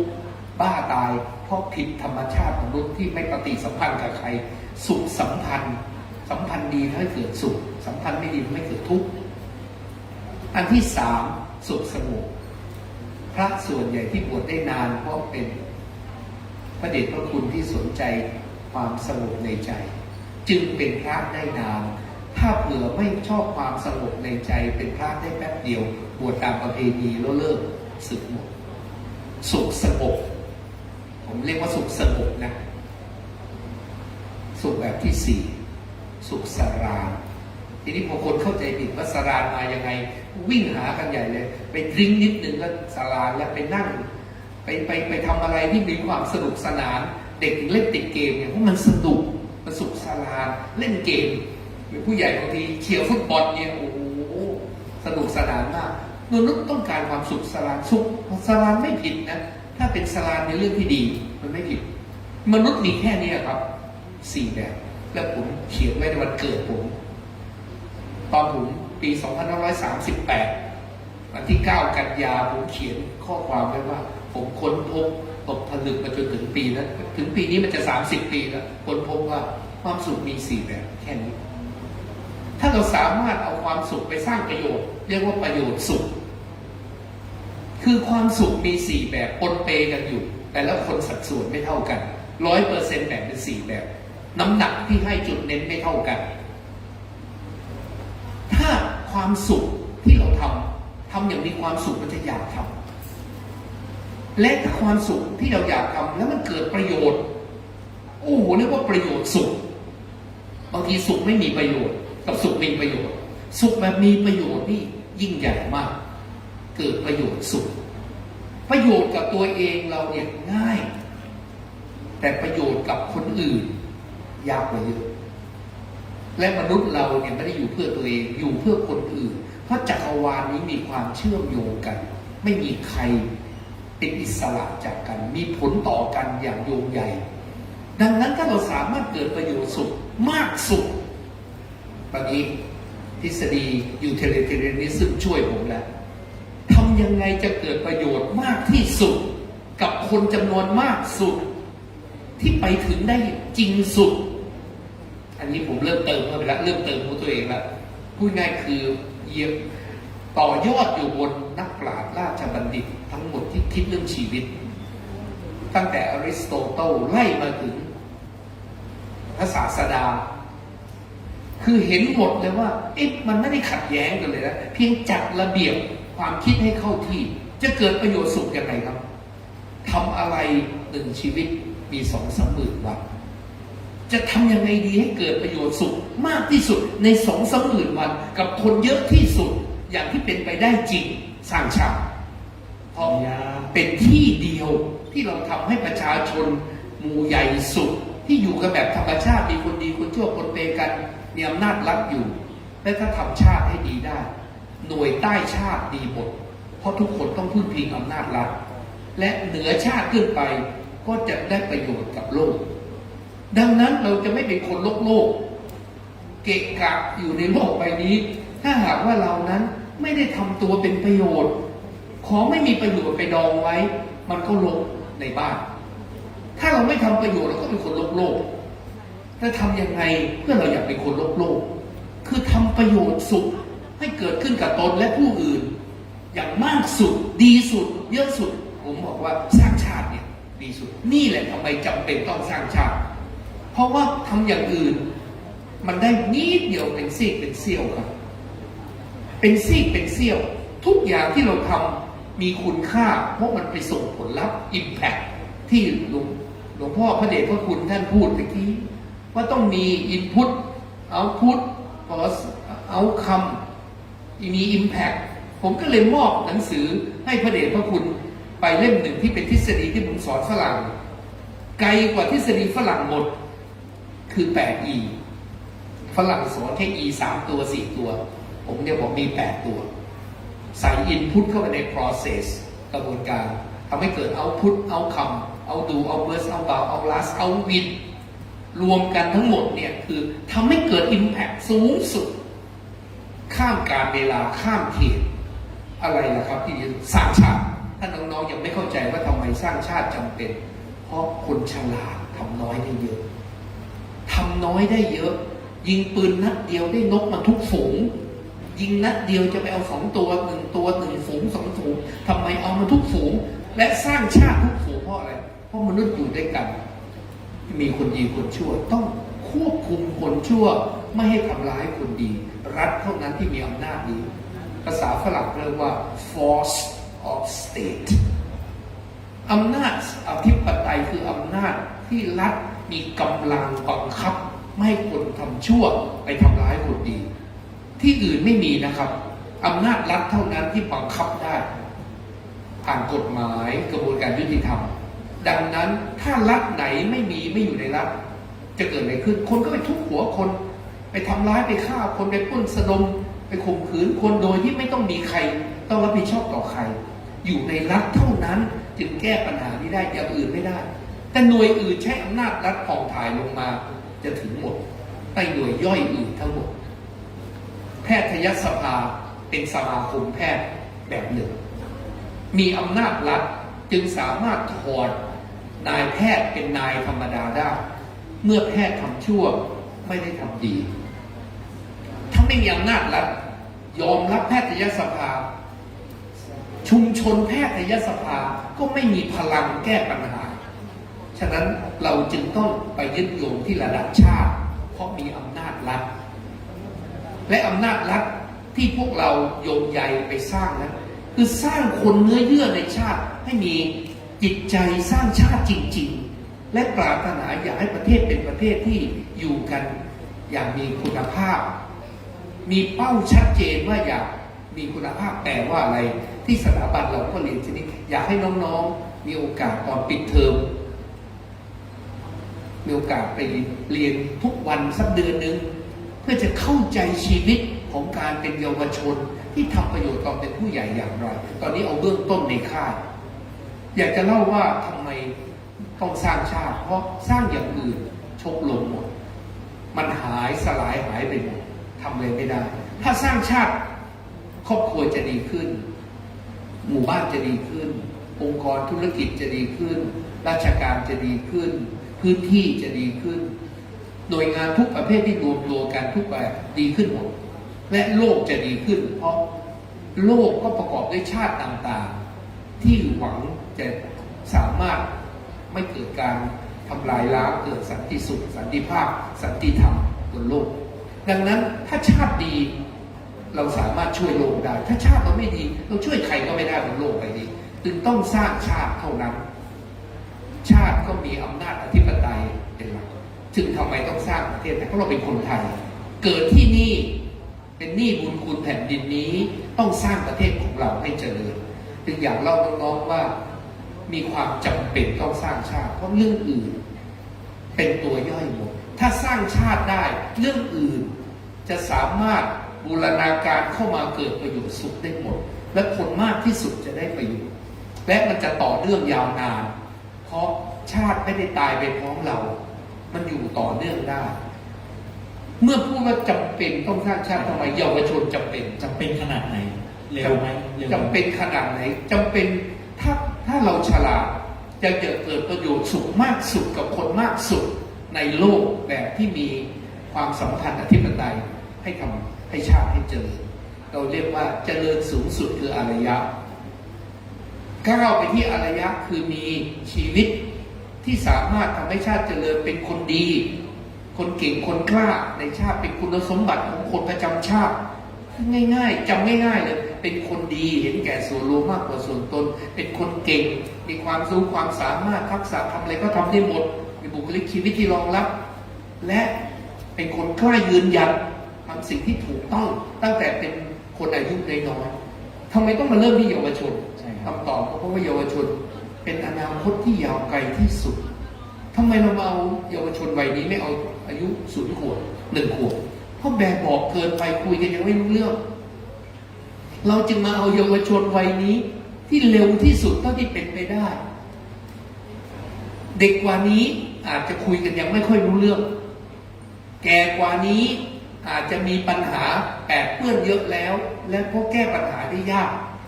จึงเริ่มต้นในวัยที่หวังดีเร็วที่สุดคือกับเยาวชนวัยนี้อยากน้องๆฟังด้วยใจนะครับว่าลองคิดดูว่าใช่ไหมน้องๆไม่ใช้ชีวิตอย่างถูกต้องน้องๆก็ต้องใช้ชีวิตแบบใดแบบหนึ่งวันหนึ่งเมื่อน้องอายุ60 70 80น้องๆจะจำวันนี้ได้ถ้าตั้งใจฟังว่าวันก่อนมีคุณลุงคนหนึ่งมายืนมานั่งพูดให้เราฟังแล้วบอกเตือนสติเราว่าใช้ชีวิตให้ดีนะโตวันหนึ่งเราก็จะเป็นผู้ใหญ่ถ้าใช้ไม่ดีหมดไปใช้อีกทีไม่ได้นะมันใช้ได้ทีเดียวครับกลับไปใช้อีกไม่ได้แล้วใช้ทุกวันให้มีค่าถ้าน้องๆเข้าใจที่พูดนะครับน้องๆจะมีกำลังใจขอพูดจากประสบการณ์จริงเพราะไม่มีอะไรเป็นกำลังใจให้คนได้มากกว่าพูดจากประสบการณ์จริงน้องๆรู้ไหมตั้งแต่อายุ10 กว่าขวบถึงวันนี้ไม่มีวันไหนเซ็งสักวันเลยไม่มีวันเซ็งสักวันเลยไม่มีวันไหนเบื่อหน่ายเลย ไม่มีเคยเป็นโรคซึมเศร้าเลยครับเกิดมาไม่เคยเป็นโรคซึมเศร้าไม่รู้ด้วยแปลว่าอะไรไม่รู้ว่าซึมเศร้าเป็นยังไงก็ไม่รู้ ไม่เคยซึมเศร้าด้วย ไม่เคยมีวันไหนเบื่อหน่ายเลยครับพอค้นพบชีวิตแล้วเนี่ยตื่นเต้นทุกวันอยากตื่นทุกวันมีความสุขทุกวันรอเมื่อไหร่จะตื่นสักทีมีเรื่องทำทุกวันไม่มีอะไรเบื่อหน่ายมีความสุขทุกวันไม่ใช่รู้สึกเหมือนหลายคนที่ทำงานที่บอกรอวันศุกร์จะได้ทำเสาร์อาทิตย์สิ่งที่อยากทำจันทร์พอวันจันทร์มาถึงก็ปวดหัวไม่อยากไปทำงานแปลว่าพวกนี้ไม่ค้นพบชีวิตนะครับถ้าค้นพบชีวิตมีความสุขทุกวันตื่นเต้นทุกวันทุกสิ่งที่ทำเป็นความสุขเพราะทำของมีค่าเหนื่อยไม่มีใครกลัวน้องๆถ้ารู้จักชีวิตผมที่ทำงานชีวิตผมต้องทำงานเนี่ยผมทำงานหนักนะครับทำงานหนักแต่ไม่เหนื่อยกายอาจจะเหนื่อยบ้างเพราะอายุมากขึ้นแต่ใจไม่เหนื่อยตื่นเต้นอยากทำถ้าน้องอยากเจอชีวิตที่มีความสุขนะครับน้องลองฟังดูว่ามีผู้ใหญ่คนหนึ่งเคยเดินก่อนมาก่อนและกำลังหวังดีแนะนำว่าให้เลือกเอาจากชีวิตจืดๆหรือชีวิตที่มีพลังและมีความสุขในชีวิตจริงๆ เรียกว่าตื่นเต้นทุกๆวันใช่ไหมครับ ตื่นเต้นทุกวันตื่นเต้นทุกวัน ครับ น้องๆเริ่มต้นจากวันนี้เรียนรู้ไปรวมตัวกัน และอย่ายอมให้เพื่อนจูงเราไปทางที่ไม่ถูกเราต้องเป็นหัวหน้าทางดีจูงเพื่อนมาทางดีอย่าให้เพื่อนไม่ดีจูงไปทางไม่ดีเรามีหน้าที่ช่วยเพื่อนทุกคนผมเนี่ยทำทะเบียนเพื่อนตั้งแต่ตัวเล็กๆเรียนหนังสือตั้งแต่เด็กๆจนเป็นผู้ใหญ่คนเจอเพื่อนรอบบ้านเพื่อนที่โรงเรียนหรือมหาลัยเพื่อนร่วมทำงานทุกบริบทรู้จักใครน้องรู้ไหมผมทำอะไรในหน้าที่ความเป็นคนเจอทีไรก็จะจำได้เลยอาจารย์เกรียงศักดิ์เนี่ยชวนไปสร้างชาติตลอดชวนทุกคนทุกเวลาตลอดเวลาไม่เลิกลาชวนแล้วชวนเล่าเฝ้าแต่ชวนเพราะเป็นหน้าที่ความเป็นคนต้องชวนเขาให้ไปทำสิ่งที่ดีดังนั้นน้องๆครับชีวิตที่น่าตื่นเต้นมีอยู่จริงนะท่านวันไหนน้องเห็นชีวิตแบบอื่นแล้วมันจืดสนิทมาหาชีวิตที่มีคุณค่าทำประโยชน์และน้องจะมีความรู้สึกว่าไม่อยากทำอะไรไม่อยากทำสิ่งที่มันไร้ประโยชน์เลยน้องๆครับผมอยากให้น้องเนี่ยรวมตัวกันไปชวนเพื่อนไปตั้งชมรมเยาวชนสร้างชาติเพราะว่ามนุษย์ต้องการเพื่อนได้เพื่อนกลุ่มหนึ่งร่วมกันทำตั้งแต่เป็นเด็กแล้วก็นัดกันทำไปเรื่อยๆจบไปก็ไปรวมตัวกับคนที่มีใจดีงามแบบนี้ทุกที่ทุกหนเนี่ยที่เราไป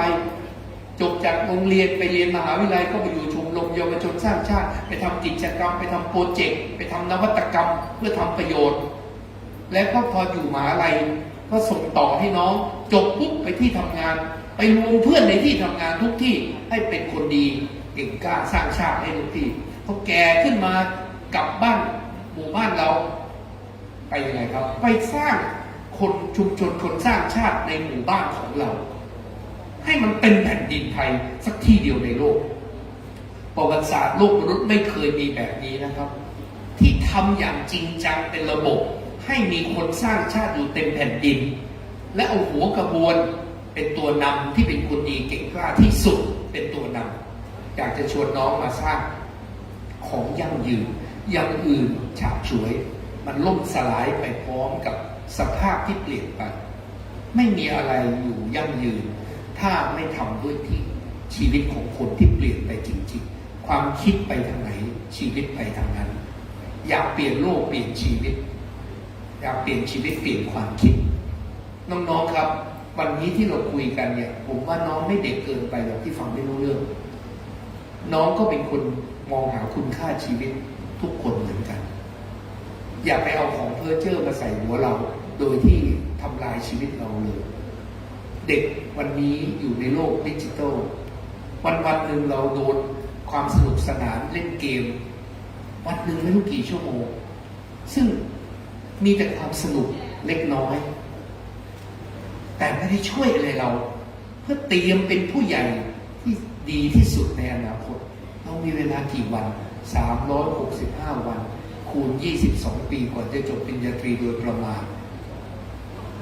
ไม่กี่พันวัน เพื่อเตรียมตัวเป็นผู้ใหญ่ใช้ชีวิตที่เหลือที่ดี ใช้โอกาสนี้พัฒนาตัวด้วยการลงมือทำอยากจะฝากน้องๆให้คิดนะครับ ทุกคืนก่อนนอน คิดว่าวันนี้เราเรียนรู้อะไรใหม่ ที่ไม่รู้มาก่อนเลยตลอดชีวิต บันทึกไว้สัก3 ประโยค 2 ประโยค และตอนปีใหม่มาอ่านดูว่า365 วันเรียนรู้อะไรใหม่ เปลี่ยนเป็นคนใหม่ทุกวัน ดีขึ้นกว่าเมื่อวานทุกวัน และวางแผนชีวิตไกลที่สุดว่าตอนก่อนสิ้นชีวิตวันสุดท้ายตอนแก่เราอยากเห็นอะไรในชีวิตเราผ่านตัวเรา ภาพอาจจะยังไม่ชัดนักแต่เป็นภาพคร่าวๆแล้วลากมาวางแผน20 ปี5 ปี1 ปี3 เดือน1 เดือนแล้ววางเป็นกิจวัตรประจำสัปดาห์แล้วทุกคืนก่อนนอนพัฒนาแผนที่วางไว้ให้ดีที่สุดในวันรุ่งขึ้นปรับแผนให้ใช้เวลาใช้โอกาสชีวิตให้ดีที่สุดทุกวันอย่างมีค่าขอเรียนตามตรงว่าผมเนี่ยทำแบบนี้มาตั้งแต่เด็กจึงใช้ชีวิต1 คนทำอะไรมากมายมหาศาลเหลือกำลังคนธรรมดาทำมามากมายมหาศาลเพราะว่าวางแผนชีวิตจัดแจงตัวเองถ้าน้องๆอยากมีชีวิตที่ทิ้งมรดกดีๆไว้คนเราตายจากไปถ้าทิ้งสิ่งดีไว้โลกทั้งใบจะดีขึ้นเพราะเราประเทศเราจะดีขึ้นเพราะมีเราเคยเกิดมาครั้งหนึ่งอยากฝากน้องให้เป็นฮีโร่ในใจผมหน่อยได้ไหมเราทุกคนมีสิ่งดีในตัวอย่ามีปมด้อยเราไม่เด่นทุกเรื่องแต่เรามีปมเด่นบางเรื่องให้ใช้สิ่งดีในตัวเราทำให้ดีที่สุดขอฝากน้องช่วยเอาความคิดเรื่องการทำสิ่งที่ดีงามกลับไปนอนคิดและคุยกับเพื่อนเรื่องจริงจังนี้อย่าคุยสัพเพเหระอย่างเดียวคุยเรื่องสนุกสัพเพเหระบ้างไม่ว่ากันแต่คุยกันว่าเราจะชวนกันไปทางที่ทำชีวิตให้มีค่าได้อย่างไรชีวิตที่ดีคือชีวิตที่มีคุณค่ามีความหมายและใช้ชีวิตอย่างมีค่าจริงๆน้องๆฟังผมอยู่วันนี้มีกี่คนบ้างที่ฟังแล้วเข้าใจสิ่งที่ได้ยินนี้ฟังแล้วพอเข้าใจยกมือให้ดูหน่อยได้ไหมครับน้องๆเข้าใจที่พูดไหมครับวันนี้ขอบคุณมากเลยตะโกนคำว่าสร้างชาติตะโกนคำว่าสร้างชาติโอเคครับขอเสียงตบมือขอบคุณนะครับอาจารย์แนนนะครับอาจารย์ดร.เกรียงศักดิ์เจริญศักดิ์ให้เราทุกคนนะครับลุกขึ้นตบมือให้กับอาจารย์แนนนะครับประธานสถาบันการสร้างชาติของเรานะครับผู้จุดประกายและเป็นผู้เริ่มต้นนะครับให้สถาบันการสร้างชาติของเรานะได้เกิดค่ายเยาวชนแห่งชาติดีๆแบบนี้นะครับแล้วก็ขอขอบพระคุณนะครับทุกภาคส่วนเลยนะครับที่ทำให้นะครับเกิดค่ายเยาวชนสร้างชาติแบบนี้เกิดขึ้นนะครับขอบคุณมากครับขอบคุณอาจารย์แดนนะครับขอบคุณพระคุณเจ้านะครับแล้วก็พี่ๆนะครับเยาวชนสร้างชาติอยู่ในห้องนี้ก่อนนะครับขอบคุณพี่ๆนสช.ทุกท่านนะครับขอบคุณมากครับ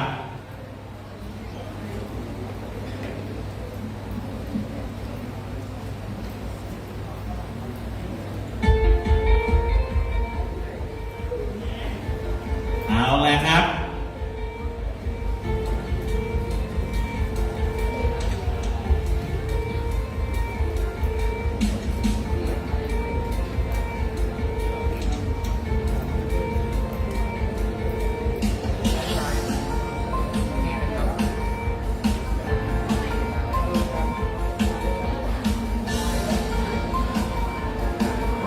โอเคนะครับช่วงเวลาต่อจากนี้ไปนะครับก็จะขอให้น้องๆนะครับเยาวชนทุกๆคนนะครับมาช่วยกันนะเราจะทำลายสถิตินะครับในการเก็บเก้าอี้นะครับซ้อนกันไปที่เดิมนะครับเราช่วยกันครับภายในเวลาเมื่อกี้นี้6 นาทีป่ะใช่ไหมประมาณ6 นาทีตอนเราจัดนะอันนี้ผมว่าเร็วพอมาเร็วกว่านี้ได้นะครับจับเวลา